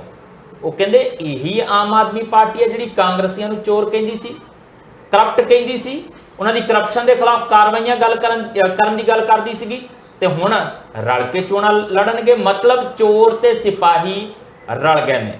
ਭਾਸਕਰ ਸਾਹਿਬ, ਇਹ ਤਾਂ ਹੋਣਾ ਹੀ ਆ। ਜੇ ਇਹ ਵਿਰੋਧੀ ਧਿਰ ਤੇ ਸੱਤਾ ਧਿਰ ਰਲ ਕੇ ਚੋਣਾਂ ਲੜਨਗੇ ਤੇ ਫਿਰ ਭਾਜਪਾ ਨੂੰ ਤਾਂ ਮੌਕਾ ਮਿਲਣਾ ਹੀ ਆ ਗੱਲ ਕਰਨ ਦਾ। ਅਕਾਲੀ ਦਲ ਵੀ ਇਦਾਂ ਦੀਆਂ ਟਿੱਪਣੀਆਂ ਕਰੇਗਾ। ਦੇਖੋ, ਦੋਨਾਂ ਦਾ ਟਿੱਪਣੀ ਕਰਨਾ ਤੇ ਬਣਦਾ ਹੀ ਹੈ। ਹੁਣ ਚੋਰ ਤੇ ਸਿਪਾਹੀ ਮਿਲ ਗਏ, ਇਹ ਗੱਲ ਵਿੱਚ ਕਿੰਨਾ ਕੁ ਦਮ ਹੈ ਸਾਨੂੰ ਨਹੀਂ ਪਤਾ, ਲੇਕਿਨ ਇਹ ਵੇ ਕਿ ਬਾਜਵਾ ਸਾਹਿਬ ਵਾਸਤੇ ਇਹਨਾਂ ਦਿਨਾਂ ਦੇ ਵਿੱਚ ਕਾਫੀ ਮੁਸੀਬਤ ਹੈ। ਉਹ ਪਿਛਲੇ ਕਈ ਦਿਨਾਂ ਦੇ ਵਿੱਚ ਜਗ੍ਹਾ ਪੰਜਾਬ ਦੇ ਵਿੱਚ ਜਾ ਕੇ ਇਹ ਗੱਲ ਕਹਿਣ ਦੀ ਕੋਸ਼ਿਸ਼ ਕਰ ਰਹੇ ਨੇ ਕਿ ਸਾਡਾ ਇਹਨਾਂ ਦੇ ਨਾਲ ਕੋਈ ਲੈਣਾ ਦੇਣਾ ਨਹੀਂ। ਇਹਨਾਂ ਦੇ ਨਾਲ ਨਾਰਮਲੀ ਕੋਈ ਪਤਨੀ ਆਪਣੇ ਪਤੀ ਦੇ ਬਾਰੇ 'ਚ ਇਹਨਾਂ ਬਾਰੇ ਇਹਨਾਂ ਕਰਕੇ ਗੱਲ ਕਰਦੀ ਹੈ ਤੇ ਉਹ ਕਹਿੰਦੇ ਸਾਨੂੰ ਤੇ ਅਸੀਂ ਤੇ ਇਹਨਾਂ ਦੇ ਨਾਲ 5 ਮਿੰਟ ਨਹੀਂ ਬਹਿ ਸਕਦੇ, ਅਸੀਂ ਤੇ ਸਾਡਾ ਕੋਈ ਲੈਣਾ ਦੇਣਾ ਹੀ ਨਹੀਂ, ਸਾਡਾ ਅਲਾਈਅੰਸ ਹੋ ਹੀ ਨਹੀਂ ਸਕਦਾ। ਹਾਈਕਮਾਨ ਨੂੰ ਦੱਸਦਾ ਹੈ ਜੇ ਅਲਾਈਅੰਸ ਹੋਇਆ ਤੇ ਕਾਂਗਰਸ ਬਰਬਾਦ ਹੋ ਜਾਏਗੀ, ਇਹਨਾਂ ਨੂੰ ਆਪਣਾ ਲੀਡਰ ਅਸੀਂ ਇਹਨਾਂ ਤੋਂ ਅਪੋਜ਼ ਕਰਾਂਗੇ ਜੀ। ਤੇ ਬਾਜਵਾ ਸਾਹਿਬ ਦਾ ਪਿਛਲੇ ਹਫਤੇ 10 ਦਿਨਾਂ ਤੋਂ ਲਗਾਤਾਰ ਹੈ ਸ਼ਡਿਊਲ ਤੋਂ ਬਾਅਦ ਜਦੋਂ ਆਪਣੇ ਘਰ ਪਹੁੰਚਦੇ ਨੇ ਜੁਰਾਬਾਂ ਲਾਉਂਦੀ ਹੈ ਤਾਂ ਹੀ ਕੋਈ ਉਹਨਾਂ ਨੂੰ ਮੈਸੇਜ ਆ ਜਾਂਦਾ ਅੱਗ ਫੇਰ ਲੱਗ ਗਈ। ਮਤਲਬ ਉਹ ਗੱਲਾਂ ਫੇਰ ਉੜਨ ਲੱਗ ਗਈਆਂ, ਭਾਵੇਂ ਸਾਡੇ ਤੁਹਾਡੇ ਪ੍ਰੋਗਰਾਮਾਂ ਦੇ ਰਾਹੀਂ ਇਹ ਗੱਲਾਂ ਅੱਗੇ ਵੱਧਦੀਆਂ। ਪਰ ਜਦ ਤੋਂ ਇਹ ਮੀਟਿੰਗ ਮੁੰਬਈ ਦੇ ਵਿੱਚ ਹੋ ਕੇ ਹਟੀ ਹੈ ਤਦ ਤੋਂ ਲੈ ਕੇ ਅੱਜ ਤੱਕ ਬਾਜਵਾ ਸਾਹਿਬ ਹੁਣੇ ਤੱਕ, ਅੱਜ ਉਹਨਾਂ ਦੀ ਸਟੇਟਮੈਂਟ ਦੇ ਵਿੱਚ ਆਪਾਂ ਚੇਂਜ ਦੇਖਿਆ। ਕੱਲ ਉਹਨਾਂ ਦੀ 2 ਤਰੀਕੇ ਦੀ ਸਟੇਟਮੈਂਟ ਆਈ ਹੈ। ਇੱਕ ਅਖਬਾਰ ਨੇ ਇਹ ਗੱਲ ਲਿਖੀ ਹੈ ਕਿ ਉਹ ਕਹਿੰਦੇ ਨੇ ਲੋਕ ਸਭਾ ਇਲੈਕਸ਼ਨ ਵਾਸਤੇ ਤੇ ਇਹ ਕਿਸੇ ਵੀ ਤਰੀਕੇ ਨਾਲ ਅਲਾਈਅੰਸ ਹੋ ਸਕਦਾ ਹੈ, ਵਿਧਾਨ ਸਭਾ ਦੇ ਵਿੱਚ ਸਾਡਾ ਇਹਨਾਂ ਦੇ ਨਾਲ ਵਿਰੋਧ ਹੈ। ਹੁਣ ਬਾਜਵਾ ਸਾਹਿਬ ਨੂੰ ਪੁੱਛੋ ਕਿ ਲੋਕ ਸਭਾ ਇਲੈਕਸ਼ਨ ਦੇ ਵਿੱਚ ਜੇ ਤੁਸੀਂ ਅਲਾਈਅੰਸ ਕਰੋਗੇ, ਜੇ ਇੱਕ ਦੂਜੇ ਦੇ ਖਿਲਾਫ ਕੈਂਪੇਨ ਕਰੋਗੇ ਜਾਂ ਨਹੀਂ ਕਰੋਗੇ, ਤੇ ਉਸ ਤੋਂ ਬਾਅਦ ਵਿਧਾਨ ਸਭਾ ਦੇ ਵਿੱਚ ਇਹਨਾਂ ਦਾ ਵਿਰੋਧ ਕਿੱਦਾਂ ਕਰੋਗੇ ਜੇ ਕੱਲ ਨੂੰ ਤੁਸੀਂ 13 ਸੀਟਾਂ ਜਿੱਤ ਗਈਆਂ। ਇੱਥੇ ਇੱਕ ਚੀਜ਼ ਹੋਰ ਵੇ ਭਾਸਕਰ ਸਾਹਿਬ, ਜਾਖੜ ਸਾਹਿਬ ਹੁਰੀ ਜਦੋਂ ਇਹ ਕਹਿੰਦੇ ਚੋਰ ਤੇ ਸਿਪਾਹੀ ਰਲ ਗਿਆ, ਜਾਖੜ ਸਾਹਿਬ ਇਹ ਕਾਹਤੋਂ ਭੁੱਲ ਜਾਂਦੇ ਆ ਕਿ ਜਿਹਨੂੰ 70,000 ਕਰੋੜ ਦੇ ਘੁਟਾਲੇ ਦਾ ਦੋਸ਼ੀ ਦੱਸਦੀ ਸੀ ਭਾਜਪਾ, ਉਹਦੇ ਨਾਲ ਮਿਲ ਕੇ ਜਦੋਂ ਆਪ ਸਰਕਾਰ ਬਣਾਉਂਦੇ ਤੇ ਉਦੋਂ ਚੋਰ ਤੇ ਸਿਪਾਹੀ ਮਿਲਦੇ ਨਜ਼ਰ ਨਹੀਂ ਆਉਂਦੇ ਉਹਨਾਂ ਨੂੰ ਉੱਥੇ। ਜਦੋਂ ਜਿਹੜੇ ਆ ਉਹ ਦੂਜੀਆਂ ਪਾਰਟੀਆਂ 'ਚ ਹੁੰਦਿਆਂ ਦੇ ਉੱਤੇ ਈਡੀ ਦੇ ਛਾਪੇ, ਸੀਬੀਆਈ ਦੇ ਛਾਪੇ, ਤੇ ਜਦੋਂ ਉਹ ਇਧਰਲੇ ਪਾਸੇ ਆ ਜਾਂਦੇ, ਦੁੱਧ ਧੋਤੇ ਹੋ ਜਾਂਦੇ, ਉੱਥੇ ਚੋਰ ਤੇ ਸਿਪਾਹੀ ਮਿਲਦੇ ਨਜ਼ਰ ਨਹੀਂ ਆਉਂਦੇ ਉਹਨਾਂ ਨੂੰ। ਦੇਖੋ, ਤੁਸੀਂ ਸਵਾਲ ਕਰ ਰਹੇ ਹੋ, ਚੰਗੀ ਗੱਲ ਹੈਗੀ ਹੈ। ਅੱਜ ਕੱਲ੍ਹ ਸਵਾਲ ਕਰਨਾ ਪੱਤਰਕਾਰ ਛੱਡ ਗਏ ਨੇ, ਔਰ ਤੁਸੀਂ ਵੀ ਜਾਖੜ ਸਾਹਿਬ ਨੂੰ ਕੋਈ ਸਵਾਲ ਪੁੱਛੋਗੇ ਤਾਂ ਉਹਨਾਂ ਨੇ ਵੀ ਦੂਜੀ ਤਰਫ ਮੂੰਹ ਕਰ ਲੈਣਾ, ਕਿਉਂਕਿ ਅਜੀਤ ਪਵਾਰ ਹੋਣਾ ਕੁਝ ਸਵਾਲ ਇੱਦਾਂ ਦੇ ਹੁੰਦੇ ਨੇ, ਕੋਈ ਵੀ ਪੋਲੀਟੀਸ਼ੀਅਨ ਉਹਨਾਂ ਸਵਾਲਾਂ ਤੋਂ ਬਚਣਾ ਚਾਹੁੰਦਾ ਔਰ ਕਿਸੇ ਦੂਜੇ ਦੇ ਉੱਤੇ ਸਵਾਲ ਖੜੇ ਕਰਨ ਵਾਸਤੇ ਉਹ ਕੋਈ ਵੀ ਕਿਸੇ ਵੀ ਤਰੀਕੇ ਦਾ ਪਰਹੇਜ਼ ਨਹੀਂ ਕਰਦੇ ਜੀ। ਇਹੀ ਕੁਝ ਤੁਸੀਂ ਜਾਖੜ ਸਾਹਿਬ ਦੀ ਗੱਲ ਹੀ ਕਿਉਂ ਕਰ ਰਹੇ ਹੋ? ਤੁਸੀਂ ਜਿਹੜੇ ਮਰਜ਼ੀ ਪੋਲੀਟੀਸ਼ੀਅਨ ਨੂੰ ਪੁੱਛ ਲਓ। ਭਗਵੰਤ ਮਾਨ ਨੂੰ ਨਾ ਇਮਾਨਦਾਰ, ਕੱਟੜ ਇਮਾਨਦਾਰ ਹੈ ਸਰਕਾਰ, ਇਹਨਾਂ ਨੂੰ ਪੁੱਛੋ ਸਰਾਰੀ ਸਾਹਿਬ ਤੁਸੀਂ ਕੀ ਐਕਸ਼ਨ ਲਿੱਤਾ? ਕਟਾਰੂ ਚੱਕ ਕਿੱਥੇ ਹੈ ਉਹ ਏਡੀਸੀ ਜਿਹੜਾ ਇੱਕ ਰਿਟਾਇਰਮੈਂਟ ਤੋਂ 1 ਦਿਨ ਪਹਿਲੇ 92 ਏਕੜ ਜ਼ਮੀਨ ਨੂੰ ਰਜਿਸਟਰੀ ਕਰਦੇ, ਕਿੰਨੇ ਨੰਬਰ ਲੱਭਾ ਉਹ ਵੀ ਨਹੀਂ ਹੈ, ਕਿੰਨੇ ਲੋਕਾਂ ਨੂੰ ਨਾਮਜ਼ਦ ਕੀਤਾ ਤੁਸੀਂ? ਤੇ ਉਹ ਜਿਹੜੇ ਜਿਨ੍ਹਾਂ ਨੇ ਡੀਓ ਲੈਟਰ ਲਿਖਿਆ ਸੀਗਾ ਔਰ ਉਹ ਧਾਲੀਵਾਲ ਸਾਹਿਬ ਜਿਹੜਾ ਟਰੈਕਟਰ ਤੇ ਚੜ੍ਹ ਕੇ ਜ਼ਮੀਨਾਂ ਦਾ ਕਬਜ਼ਾ ਲੈਂਦੇ ਸੀਗੇ, ਉਹਨਾਂ ਨੇ ਇਹ ਕਬਜ਼ਾ ਖੁਦ ਕਰਾਇਆ ਕਿ ਕਿਸੇ ਦੇ ਥਰੂ ਕਰਾਇਆ? ਇਹ ਸਾਰੀ ਗੱਲਾਂ ਦੇ ਉੱਤੇ ਜੇ ਭਗਵੰਤ ਮਾਨ ਨੂੰ ਨਾ ਕੱਟੜ ਇਮਾਨਦਾਰ ਮੁੱਖ ਮੰਤਰੀ ਵੀ ਕੁਝ ਨਹੀਂ ਬੋਲ ਸਕਦੇ ਤੇ ਤੁਸੀਂ ਜਾਖੜ ਸਾਹਿਬ ਬੋਲ ਸਕਦੇ ਆ। ਜਾਖੜ ਸਾਹਿਬ ਦਾ ਬੋਲਣਾ ਬੰਦਾ ਵੀ ਹੈ ਜਦ ਇੱਦਾਂ ਦੀ ਗੱਲਾਂ ਹੋਣ। ਚੋਰ ਤੇ ਸਿਪਾਹੀ ਇੱਕ ਗਮੰਡੀਆ ਗਠਬੰਧਨ, ਗਮੰਡੀਏ, ਐਨਡੀਏ ਨੂੰ ਗਮੰਡੀਏ ਕਹਿੰਦੇ ਨੇ। ਹੁਣ ਇਹ ਸਾਰੀ ਗੱਲਾਂ ਦੇ ਵਿੱਚ ਰਾਜਨੀਤੀ ਤੁੱਛ ਲੈਵਲ ਤੇ ਪਹੁੰਚ ਗਈ ਹੈ ਔਰ ਲੈਵਲ ਹਜੇ ਹੋਰ ਗਿਰਨਾ ਹੈ। ਇਹ ਹਜੇ ਪੂਰਾ ਡਿੱਗ ਨਹੀਂ ਚੁੱਕਿਆ, ਤੁਸੀਂ ਸਮਝੋ ਕਿ ਵੀ ਹੁਣ ਦਿਲ ਥੱਲੇ ਗਿਰ ਗਈ ਹੈ ਚੀਜ਼, ਚੁੱਕ ਲਓ, ਸ਼ੁਰੂਆਤ ਆ। ਇਹ ਤੇ ਡੂੰਘਾਈ ਇਹਦੀ ਤੁਸੀਂ ਨਾਪ ਹੀ ਨਹੀਂ ਸਕਦੇ। ਜਿੰਨੀ ਵੀ ਡੂੰਘਾਈ ਦੇ ਵਿੱਚ ਆਪਣੇ ਚਰਿੱਤਰ ਦੇ ਹਿਸਾਬ ਨਾਲ ਕੋਈ ਵੀ ਜਾ ਸਕਦਾ ਹੈ ਔਰ ਜਾਖੜ ਸਾਹਿਬ ਦੀ ਤੇ ਹਜੇ ਕੋਈ ਡੂੰਘਾਈ ਬਹੁਤ ਜ਼ਿਆਦਾ ਹੈਗੀ ਹੈ ਤੇ ਛੋਟੀ ਜਿਹੀ ਗੱਲ ਹੈਗੀ ਹੈ। ਇਹਦੇ ਵਿੱਚ ਜਾਖੜ ਸਾਹਿਬ ਨੂੰ ਰਿਸਪੌਂਸੀਬਲ ਵੀ ਨਹੀਂ ਠਹਿਰਾਇਆ ਜਾ ਸਕਦਾ। ਜਦ ਉਹ ਕਹਿੰਦੇ ਨੇ ਚੋਰ ਤੇ ਸਿਪਾਹੀ ਮਿਲ ਗਏ, ਉਹਨਾਂ ਅਜੀਤ ਪਵਾਰ ਵਾਲੀ ਗੱਲ ਪੁੱਛੋਗੇ ਤੇ ਫਿਰ ਉਹਨਾਂ ਨੇ ਦੂਜੀ ਤਰਫ ਮੂੰਹ ਕਰਨਾ ਹੀ ਹੈ, ਕਿਉਂਕਿ ਉਹ ਵੀ ਇਸ ਮੁੱਦੇ ਦੇ ਉੱਤੇ ਕੁਝ ਨਹੀਂ ਕਹਿ ਸਕਦੇ। ਪਰ ਹਾਂ, ਇੱਥੇ ਜੋ ਕੁਝ ਕਹਿ ਰਹੇ ਨੇ ਉਹ ਤੇ ਲੱਗਦਾ ਹੈ ਕਿ ਵੀ ਜਿਸ ਤਰੀਕੇ ਨਾਲ ਆਮ ਆਦਮੀ ਪਾਰਟੀ ਨੇ ਕਾਂਗਰਸ ਦੀ ਪੂਰਵ ਮੰਤਰੀਆਂ ਦੇ ਖਿਲਾਫ ਮੋਰਚਾ ਖੋਲ੍ਹਿਆ ਸੀਗਾ, ਉਸ ਮੋਰਚੇ ਦੇ ਉੱਤੇ ਹੁਣ ਸਰਕਾਰ ਸਾਡੀ ਚੁੱਪ ਹੈ। ਹੁਣ ਆਸ਼ੂ ਦਾ ਨਾਂ ਨਹੀਂ ਲੈਂਦੀ। ਚੁੱਪ ਹੋ ਹੀ ਗਈ ਹੈ ਭਾਸਕਰ ਸਾਹਿਬ, ਚੁੱਪ ਹੋ ਹੀ ਗਈ ਹੈ। ਦੱਸੋ ਕਿਹੜੇ ਕਾਂਗਰਸੀ ਨੂੰ ਹੁਣ ਵਿਜੀਲੈਂਸ ਦਾ ਨੋਟਿਸ ਗਿਆ? ਕਿਸੇ ਨੂੰ ਨਹੀਂ ਗਿਆ। ਸਾਰੇ ਮਾਮਲੇ ਜਿਉਂ ਦੇ ਤਿਉਂ ਅਟਕ ਗਏ ਤੇ ਹੁਣ ਨੋਟਿਸ ਕਿਹਨੂੰ ਜਾਂਦੇ ਆ? ਹਰਜੋਤ ਕਮਲ ਨੂੰ ਜਾਂਦਾ ਨੋਟਿਸ ਵਿਜੀਲੈਂਸ ਬਿਊਰੋ ਦਾ, ਕਿਉਂਕਿ ਉਹ ਭਾਜਪਾ 'ਚ ਚਲੇ ਗਿਆ ਕਾਂਗਰਸ ਛੱਡ ਕੇ। ਮਨਪ੍ਰੀਤ ਬਾਦਲ ਦੇ ਕੇਸ ਖੁੱਲਦੇ ਨਜ਼ਰ ਆਉਂਦੇ ਕਿਉਂਕਿ ਉਹ ਭਾਜਪਾ 'ਚ ਚਲੇ ਗਿਆ ਕਾਂਗਰਸ ਛੱਡ ਕੇ। ਹੁਣ ਪਟਵਾਰੀਆਂ ਨੂੰ ਜਿਹੜਾ ਉਹ ਗੱਲ ਤੁਰੇਗੀ, ਮਤਲਬ ਇਹ ਨਾ ਲੱਗੇ ਲੋਕਾਂ ਨੂੰ ਕਿ ਕਰਪਸ਼ਨ ਦੀ ਲੜਾਈ ਰੁਕ ਗਈ ਆ। ਬਸ ਇਹਨਾਂ ਕਿ ਆਪਾਂ ਇਧਰਲੀ ਗਲੀ ਨਹੀਂ ਜਾਣਾ, ਆਪਾਂ ਇਧਰਲੀ ਗਲੀ ਲੰਘ ਕੇ ਹੋਰ ਰੌਲਾ ਦੋ ਤਿੰਨ ਗਲੀਆਂ ਛੱਡ ਵੀ ਦਿੱਤੀ। ਪਹਿਲੇ ਪਹਿਲੇ ਸੀਗਾ ਕਿ ਵਿਜੀਲੈਂਸ ਉਹ ਦੋ ਤਿੰਨ ਗਲੀਆਂ ਦੇ ਵਿੱਚ ਹੀ ਵੜੀ ਜਾਂਦੀ ਸੀ, ਹੁਣ ਉਸ ਗਲੀਆਂ ਨੂੰ ਕਰਤਾ ਬੰਦ, ਜਿੱਦਾਂ ਕਰੋਨਾ ਕਾਲ ਦੇ ਵਿੱਚ ਕੀਤਾ ਸੀਗਾ। ਇਹ ਗਲੀਆਂ ਛੱਡੋ, ਹੁਣ ਅਗਲੀ ਗਲੀਆਂ ਵੱਲ ਚੱਲਾਂਗੇ। ਇਹ ਤੇ ਦੇਖੋ ਵਿਜੀਲੈਂਸ ਬਿਊਰੋ ਦੀ ਕਾਰਗੁਜ਼ਾਰੀ ਸ਼ੁਰੂ ਤੋਂ ਹੀ ਇੱਦਾਂ ਰਹੀ ਹੈ। ਅਸੀਂ ਪਹਿਲੇ ਵੀ ਆਪਣੇ ਪ੍ਰੋਗਰਾਮ ਦੇ ਵਿੱਚ ਜ਼ਿਕਰ ਕੀਤਾ ਸੀ, ਉਹੀ ਕੈਪਟਨ ਅਮਰਿੰਦਰ ਸਿੰਘ ਜਿਨ੍ਹਾਂ ਦੇ ਖਿਲਾਫ 1000 ਪੇਜ ਦਾ ਐਵੀਡੈਂਸਿਸ, ਉਹ ਜਿਹੜਾ ਸਿਟੀ ਸੈਂਟਰ ਸਕੈਮ ਸੀਗਾ ਉਹਦੇ ਉੱਤੇ ਲੁਧਿਆਣਾ ਦੀ ਕੋਰਟ ਵਿੱਚ ਵਿਜੀਲੈਂਸ ਬਿਊਰੋ ਨੇ ਦਿੱਤੇ ਸੀਗੇ। ਬਾਅਦ ਚੋਂ ਵਿਜੀਲੈਂਸ ਬਿਊਰੋ ਨੇ ਇੱਕ ਚਿੱਠੀ ਲਿਖੀ ਕਿ ਅਸੀਂ ਉਹ ਸਾਰਾ ਕੇਸ ਵਾਪਸ ਲੈਣਾ ਚਾਹੁੰਦੇ ਹਾਂ। ਔਰ ਕੋਰਟਾਂ ਦੀ ਵੀ ਸੁਣ ਲਓ, ਕੋਰਟਾਂ ਨੂੰ ਇਹ ਨਹੀਂ ਚਾਹੀਦਾ ਸੀਗਾ ਕਿ ਉਹ ਵਿਜੀਲੈਂਸ ਬਿਊਰੋ ਦੇ ਉਹਨਾਂ ਅਫੀਸ਼ੀਅਲਸ ਨੂੰ ਪੁੱਛਣ ਕਿ ਪਹਿਲੇ ਜਿਹੜੀ ਤੁਸੀਂ 1000 ਪੇਜ ਦੇ ਐਵੀਡੈਂਸਿਸ ਦਿੱਤੇ ਸੀਗੇ ਉਹ ਅਗਰ ਝੂਠੇ ਸੀਗੇ ਤੇ ਝੂਠੇ ਐਵੀਡੈਂਸ ਕਿੰਨੇ ਬਣਾਏ ਉਹਨੂੰ ਫੜ ਕੇ ਲੈ ਕੇ ਆਓ। ਨਾਲੇ ਭਾਸਕਰ ਸਾਹਿਬ ਉਹ 1000 ਪੇਜ ਖਰਾਬ ਕੀਤਾ ਤੁਸੀਂ, ਉਹ ਹਜ਼ਾਰ ਥੋੜੀ ਹੋਇਆ ਹੋਣਾ, ਕਈ ਕਾਪੀਆਂ ਵੀ ਬਣਾ ਕੇ ਦਿੱਤੀਆਂ ਹੋਣਗੀਆਂ ਉਹਦੀਆਂ।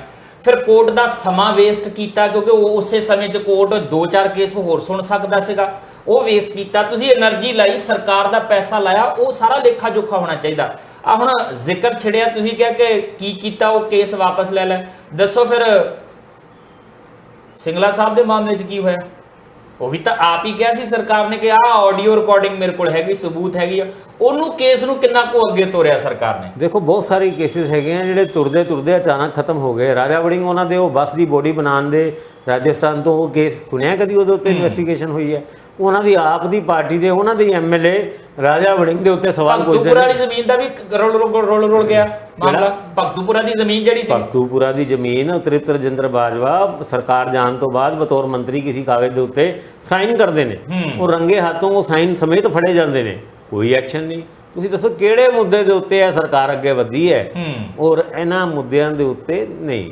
ਦੇਖੋ ਆਪਾਂ ਬਹੁਤ ਜ਼ਿਆਦਾ ਗੱਲਾਂ ਕਰਾਂਗੇ ਤੇ ਇਹ ਸਰਕਾਰ ਜਿਹੜਾ ਪੰਚਾਇਤਾਂ ਦੀ ਗੱਲ ਕੀਤੀ ਹੈ, ਨੋਟੀਫਿਕੇਸ਼ਨ ਦੇਣਾ ਫਿਰ ਲੈਣਾ, ਔਰ ਇਹਨਾਂ ਦੇ ਤੇ ਏਜੀ ਸਾਹਿਬ ਉਹਨਾਂ ਨੂੰ ਵੀ ਨਹੀਂ ਸਮਝ ਆਉਂਦਾ ਕਿ ਵੀ ਕਿਹੜੇ ਮੁੱਦੇ ਤੇ ਕੀ ਸਟੈਂਡ ਲੈਣਾ ਹੈ। ਔਰ ਇਹ ਜਿਹੜਾ ਨੋਟੀਫਿਕੇਸ਼ਨ ਪੰਚਾਇਤਾਂ ਦਾ ਇਸ ਕਰਕੇ ਵਾਪਸ ਨਹੀਂ ਹੋਇਆ ਕਿ ਭਗਵੰਤ ਮਾਨ ਉਹਨਾਂ ਨੂੰ ਅਚਾਨਕ ਉਸ ਸੰਵਿਧਾਨ ਦਾ ਖਿਆਲ ਆ ਗਿਆ ਔਰ ਇਲੈਕਟਿਡ ਪੰਚਾਇਤਾਂ ਨੂੰ ਉਹਨਾਂ ਨੇ ਨਾ ਭੰਗ ਕਰਨ ਦਾ ਫੈਸਲਾ ਕੀਤਾ। ਉਹ ਤੇ ਇਸ ਕਰਕੇ ਕਿ ਜਦ ਜੱਜ ਸਾਹਿਬ ਨੇ ਕਹਿ ਦਿੱਤਾ ਕਿ ਵੀ ਤੁਹਾਡੀ ਵੀ ਸਰਕਾਰ ਅਸੀਂ 6 ਮਹੀਨੇ ਤੋਂ ਪਹਿਲੇ, ਤੁਹਾਡੀ ਟੈਨਿਓਰ ਖਤਮ ਹੋਣ ਤੋਂ 6 ਮਹੀਨੇ ਪਹਿਲੇ ਆਪਾਂ ਭੰਗ ਕਰ ਦੇਣੀ ਹੈ, ਕਿਉਂਕਿ ਜਿਸ ਤਰੀਕੇ ਦਾ ਖਤਰਾ ਤੁਹਾਨੂੰ ਹੈ ਕਿ 1000 ਕਰੋੜ ਦਾ ਉਹ ਗਵਰਨ ਕਰਨਗੇ ਔਰ ਸਾਰੀ ਸਰਕਾਰਾਂ 6 ਮਹੀਨੇ ਪਹਿਲੇ ਇਸ ਤਰੀਕੇ ਨਾਲ ਅੰਨੀ ਵੰਡ ਕਰਦੀ ਹੈ ਜਿਹੜੀ ਪੈਸੇ ਦੀ ਦੁਰਵਰਤੋਂ ਦੇ ਰੂਪ ਵਿੱਚ ਦੇਖੀ ਜਾ ਸਕਦੀ ਹੈ। ਤੁਸੀਂ ਲਿਖ ਕੇ ਲਿਆਓ, ਆਪਾਂ ਇਹ ਤੁਹਾਡਾ ਇਹ ਪ੍ਰਪੋਜ਼ਲ ਮੰਨ ਲੈਂਦੇ ਹਾਂ, ਤੁਸੀਂ 6 ਮਹੀਨੇ ਤੁਹਾਡੀ ਭੰਗ ਕਰ ਦੇਂਗੇ। ਭੱਜਣਾ ਤਾਂ ਆ ਪਈ ਸੀ, ਇਹ ਭੱਜਣਾ ਇਸ ਕਰਕੇ ਨਹੀਂ ਪਈ ਕਿ ਕੋਈ ਪ੍ਰਪੋਜ਼ਲ ਜਾਂ ਭਗਵੰਤ ਮਾਨ ਉਹਨਾਂ ਐਨਲਾਈਟਨ ਹੋ ਗਏ ਕਿ ਨਹੀਂ ਅਸੀਂ ਡੈਮੋਕ੍ਰੈਟਿਕ, ਹੁਣ ਉਹ ਡੈਮੋਕ੍ਰੈਟਿਕ ਪੰਚਾਇਤਾਂ ਨੂੰ ਹੀ ਮਰਜ ਕਰਨ ਦੀ ਗੱਲ ਚੱਲ ਰਹੀ ਹੈ ਨਾ। ਔਰ ਜਦ ਮਰਜ ਕਰਨ ਦੀ ਗੱਲ ਚੱਲ ਰਹੀ ਹੈ ਤੇ ਨਾਲ ਦੇ ਨਾਲ ਗਿੱਦੜਬਾਹੇ ਤੋਂ ਜਿਹੜੀ ਗੱਲ ਆਈ ਹੈ ਉਹਦਾ ਵੀ ਜ਼ਿਕਰ ਮਾੜਾ ਮੋਟਾ ਜਿਹਾ ਕਰ ਹੀ ਲਓ ਤੇ ਬੈਟਰ ਹੈਗਾ। ਜਿਸ ਤਰੀਕੇ ਨਾਲ 400 ਰੁਪਏ ਦੀ ਇੱਟ ਪੰਜਾਬ ਦੇ ਵਿੱਚ ਵਿਕੀ ਜਾਂ ਖਰੀਦੀ ਜਾ ਰਹੀ ਹੈ ਔਰ ਜਿਸ ਤਰੀਕੇ ਨਾਲ 3500 ਰੁਪਏ ਦੀ ਸੀਮੈਂਟ ਦੀ ਬੋਰੀ ਔਰ ਮਜ਼ਦੂਰਾਂ ਨੂੰ ਮਨਰੇਗਾ ਦੇ ਤਹਿਤ ਦਿਹਾੜੀ 400 ਤੋਂ 1100 ਦਿਨ ਦੀ, ਜਿਸ ਸਾਲ ਦੇ ਵਿੱਚ ਸਿਰਫ 365 ਦਿਨ ਹੁੰਦੇ ਆ। ਹੁਣ ਅਸੀਂ ਚੰਦ ਤੇ ਪਹੁੰਚ ਗਏ ਆ ਭਾਸਕਰ ਸਾਹਿਬ, ਸਾਡੇ ਦਿਨਾਂ ਦੀਆਂ ਗਿਣਤੀਆਂ ਸਾਲ ਦੀਆਂ ਵੱਧ ਜਾਣੀਆਂ ਕਿਉਂਕਿ ਚੰਦਰਮਾ ਤੇ ਟਾਈਮ ਲੈਪਸ ਜਿਹੜਾ ਹੁੰਦਾ ਉਹ ਵੱਖਰਾ ਹੁੰਦਾ ਤੇ ਸਾਡੇ ਇੱਥੇ ਵੱਖਰਾ।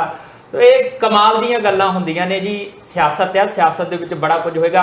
ਤੁਸੀਂ ਦੂਜੇ ਤੇ ਤਾਂ ਉਂਗਲੀ ਚੁੱਕ ਲਓਗੇ ਪਰ ਜਦੋਂ ਉਂਗਲ ਉਹੀ ਤੁਹਾਡੇ ਵੱਲ ਉੱਠੇਗੀ ਤੇ ਤੁਹਾਨੂੰ ਉਹਦਾ ਜਵਾਬ ਦੇਣਾ ਹੋ ਜਾਏਗਾ ਔਖਾ। ਹੁਣ ਜਦੋਂ ਗੱਲ ਇਹ ਚੱਲਦੀ ਹੈ ਕਿ ਚੋਰ ਸਿਪਾਹੀ ਮਿਲ ਗਿਆ, ਜਾਖੜ ਸਾਹਿਬ ਇਹ ਕਹਿੰਦੇ ਤੇ ਫਿਰ ਸਵਾਲ ਇਹ ਵੀ ਉੱਠਣਗੇ ਕਿ ਕੇਂਦਰ ਦੀ ਸੱਤਾ ਨੂੰ ਇਹੋ ਜੀ ਕਾਹਲ ਕਾਹਦੀ ਪੈ ਗਈ ਕਿ ਸਪੈਸ਼ਲ ਇਜਲਾਸ ਸੱਦਿਆ ਜਾਂਦਾ, ਕੋਈ ਉਹਦੇ ਵਿੱਚ ਏਜੰਡਾ ਦੱਸਿਆ ਨਹੀਂ ਜਾਂਦਾ, ਵਨ ਨੇਸ਼ਨ ਵਨ ਇਲੈਕਸ਼ਨ ਦਾ ਰੌਲਾ ਵੱਖਰਾ ਪੈਂਦਾ ਕਿ ਮਸਲਾ ਕੱਲਾ ਇਹੀ ਹੈ ਜੇ ਕਹਾਣੀ ਕੋਈ ਹੋ ਰਿਹਾ। ਜ਼ਿਕਰ ਛੇੜਦੇ ਹਾਂ ਛੋਟੇ ਜਿਹੇ ਵਿਰਾਮ ਤੋਂ ਬਾਅਦ।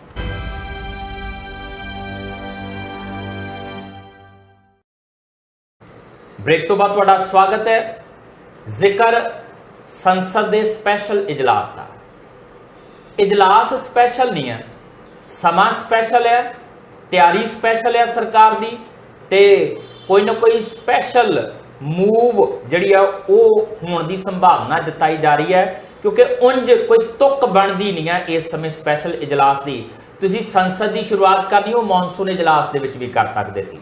नवंबर महीने के पहले ही हफ्ते तकरीबन सरद रुत का इजलास शुरू हो जाना, तुसीं उदों भी नवीं संसद दे विच जाके जिहड़ा वो संसद भवन च इजलास शुरू कर सकते सी। कोई तुक नहीं बनती।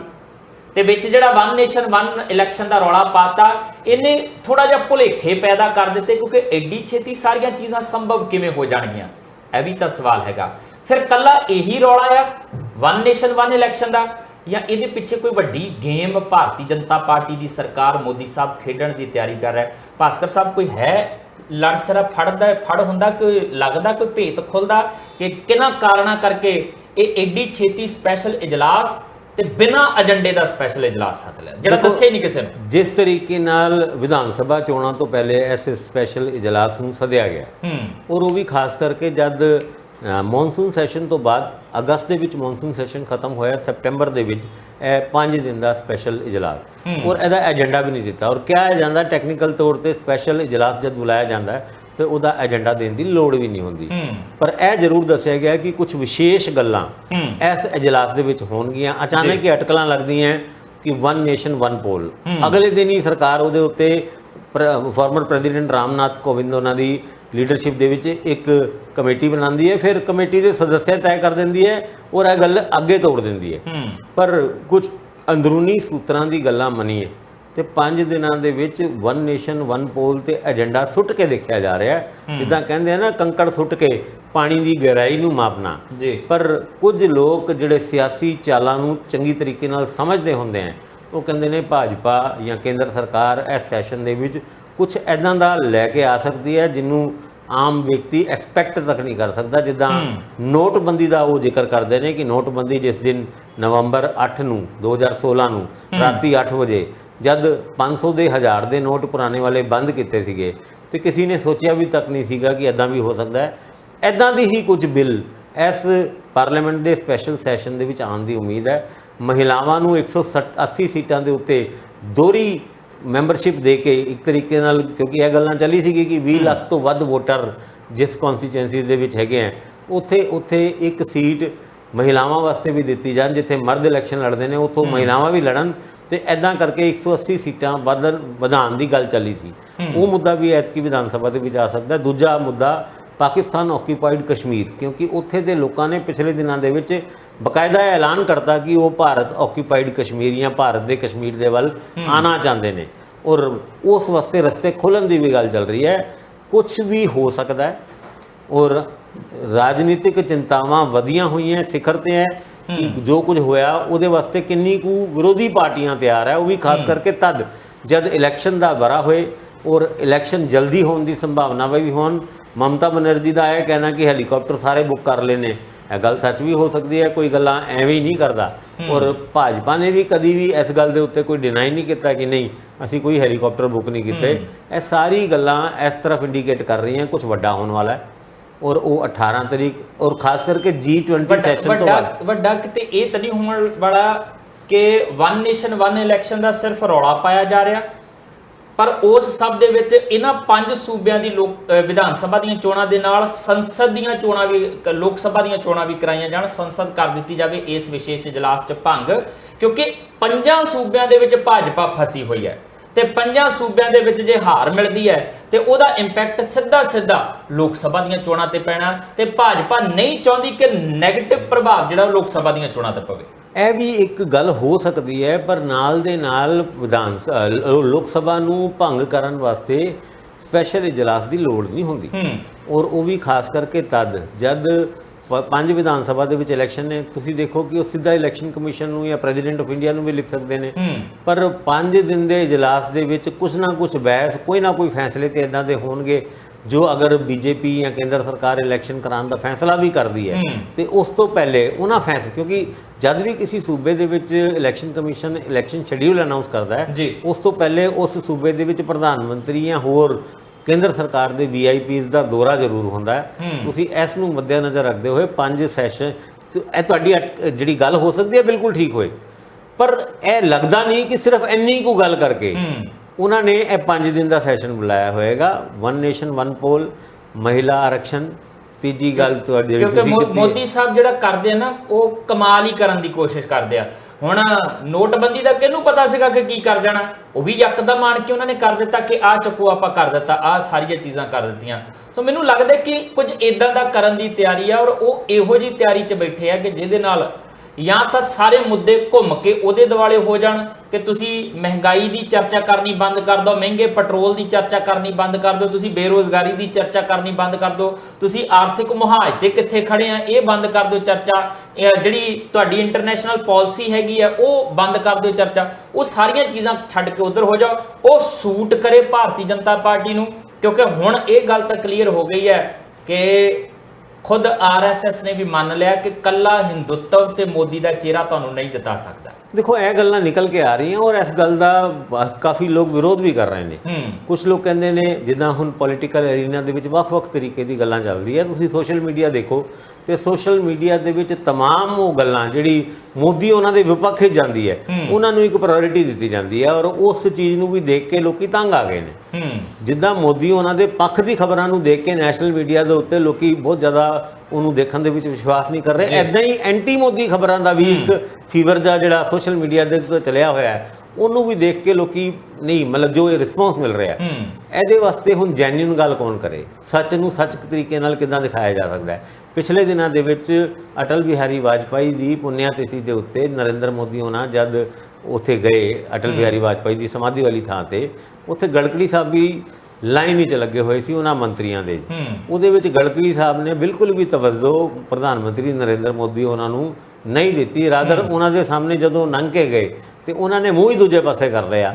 ਉਹਦੇ ਤੋਂ ਅੰਦਾਜ਼ਾ ਲਾਇਆ ਗਿਆ ਕਿ ਬੀਜੇਪੀ ਦੇ ਅੰਦਰ ਖਾਤੇ ਕੁਝ ਸਭ ਕੁਝ ਠੀਕ ਨਹੀਂ ਹੈ। ਔਰ ਬੀਜੇਪੀ ਨੇ ਐਲੀਗੇਸ਼ਨ ਲਾਇਆ ਕਿ ਰਾਹੁਲ ਗਾਂਧੀ ਔਰ ਪ੍ਰਿਯੰਕਾ ਗਾਂਧੀ ਦੋਨੋਂ ਭੈਣ ਭਰਾ ਦੇ ਅੰਦਰ ਖਾਤੇ ਰਿਸ਼ਤੇ ਵਿਗੜੇ ਹੋਏ ਨੇ। ਯਾਨੀ ਹੁਣ ਗੱਲਾਂ ਇੱਕ ਦੂਜੇ ਦੀ ਫੁੱਟ ਨੂੰ ਉਜਾਗਰ ਕਰਨ ਤੱਕ ਪਹੁੰਚ ਗਈ ਹੈ। ਤੇ ਫਿਰ 5 ਦਿਨ ਦੇ ਸੈਸ਼ਨ ਦੇ ਵਿੱਚ ਕੀ ਹੋ ਸਕਦਾ ਤੁਸੀਂ ਉਹਦਾ ਅੰਦਾਜ਼ਾ ਵੀ ਫਿਲਹਾਲ ਲਾਣਾ ਬੜਾ ਔਖਾ ਹੈਗਾ। ਪਰ ਚਲੋ G20 ਸਮਿਟ ਤੋਂ ਬਾਅਦ, ਕਿਉਂਕਿ 10 ਤਰੀਕ ਨੂੰ G20 ਸਮਿਟ ਦਿੱਲੀ ਦੇ ਵਿੱਚ ਜਿਹੜੇ 1 ਲੱਖ ਤੋਂ ਵੱਧ ਇੰਟਰਕੌਮੰਤਰੀ ਪੱਧਰ ਤੇ ਡੈਲੀਗੇਸ਼ਨ ਆਣਗੇ, ਉਸ ਤੋਂ ਬਾਅਦ ਇਹ ਸਾਰੀ ਗੱਲਾਂ ਹੋਣਗੀਆਂ। ਔਰ 10 ਤਰੀਕ ਤੋਂ 15 ਤਰੀਕ ਤੱਕ ਰਾਜਨੀਤੀ ਦੇ ਵਿੱਚ, ਪੂਰੇ ਦੇਸ਼ ਦੀ ਰਾਜਨੀਤੀ ਦੇ ਵਿੱਚ, ਦਿੱਲੀ ਦੀ ਰਾਜਨੀਤੀ ਦੇ ਵਿੱਚ ਇੱਕ ਵੱਡਾ ਉਛਾਲ ਆਉਣ ਦੀ ਉਮੀਦ ਹੈ। ਕੋਈ ਸ਼ੱਕ ਨਹੀਂ, ਬਹੁਤ ਸਾਰੀਆਂ ਚੀਜ਼ਾਂ ਜਿਹੜੀਆਂ ਨੇ ਉਹ ਹੋਣਗੀਆਂ। ਇਹ ਵੀ ਹੋ ਸਕਦਾ ਕਿ ਕੁਝ ਨਾ ਕੁਝ ਇਦਾਂ ਦਾ ਉਸ ਸਪੈਸ਼ਲ ਇਜਲਾਸ ਦੇ ਵਿੱਚ ਹੋਵੇ ਜਿਹਦੇ ਨਾਲ ਖੇਤਰੀ ਪਾਰਟੀਆਂ ਨੈਸ਼ਨਲ ਪਾਰਟੀਆਂ ਤੋਂ ਦੂਰੀਆਂ ਬਣਾਉਂਦੀਆਂ ਨਜ਼ਰ ਆਉਣ। ਔਰ ਇਹ ਸੂਟ ਕਰੇਗਾ ਭਾਰਤੀ ਜਨਤਾ ਪਾਰਟੀ ਨੂੰ, ਕਿਉਂਕਿ ਇੰਡੀਆ ਗੱਠਜੋੜ ਦੇ ਵਿੱਚ ਕਾਂਗਰਸ ਨੈਸ਼ਨਲ ਪਾਰਟੀ ਹੈਗੀ ਆ, ਹੁਣ ਤਾਂ ਆਮ ਆਦਮੀ ਪਾਰਟੀ ਵੀ ਨੈਸ਼ਨਲ ਪਾਰਟੀ ਬਣ ਗਈ ਹੈ। ਫਿਰ ਜਿਹੜੀਆਂ ਖੇਤਰੀ ਪਾਰਟੀਆਂ ਉਹ ਦੂਰੀ ਬਣਾਉਣਗੀਆਂ, ਫਿਰ ਇਹਦੇ ਨਾਲ ਉਹ ਕਮਜ਼ੋਰ ਹੋਏਗਾ। ਇਹ ਕਿਆਫੇ ਆ। ਹੁਣ ਹੁੰਦਾ ਕੀ ਹੈ, ਇਹ ਤਾਂ 15 ਤੋਂ 22 ਦੇ ਦਰਮਿਆਨ ਜਿਹੜਾ ਸਪੈਸ਼ਲ ਇਜਲਾਸ ਹੋਣਾ, ਜਦੋਂ ਉਹ ਹੋਏਗਾ, ਹਾਂ ਇੰਨਾ ਜ਼ਰੂਰ ਹੈ ਕਿ ਉਹ 22 ਦੇ ਇਜਲਾਸ ਤੋਂ ਬਾਅਦ ਇਹ ਦਾਅਵੇ ਨਾਲ ਕਿਹਾ ਜਾ ਸਕਦਾ ਭਾਰਤ ਦੀ ਸਿਆਸਤ ਦੇ ਵਿੱਚ ਇੱਕ ਨਵਾਂ ਅਧਿਆਇ ਜ਼ਰੂਰ ਜੁੜ ਜਾਏਗਾ, ਨਵੀਂ ਬਹਿਸ ਜ਼ਰੂਰ ਸ਼ੁਰੂ ਹੋ ਜਾਏਗੀ। ਜੋ ਕੁਝ ਖਾਸ ਕਰਨ ਦੀ ਤਿਆਰੀ ਫਿਲਹਾਲ ਇਸ ਸਮੇਂ ਭਾਜਪਾ ਕਰੀ ਬੈਠੀ ਹੈ। ਇਸੇ ਦੇ ਨਾਲ ਇਜਾਜ਼ਤ ਦਿਓ ਜਸਵੀਰ ਨੂੰ। ਦੇਖਦੇ ਰਹੋ TV ਪੰਜਾਬ।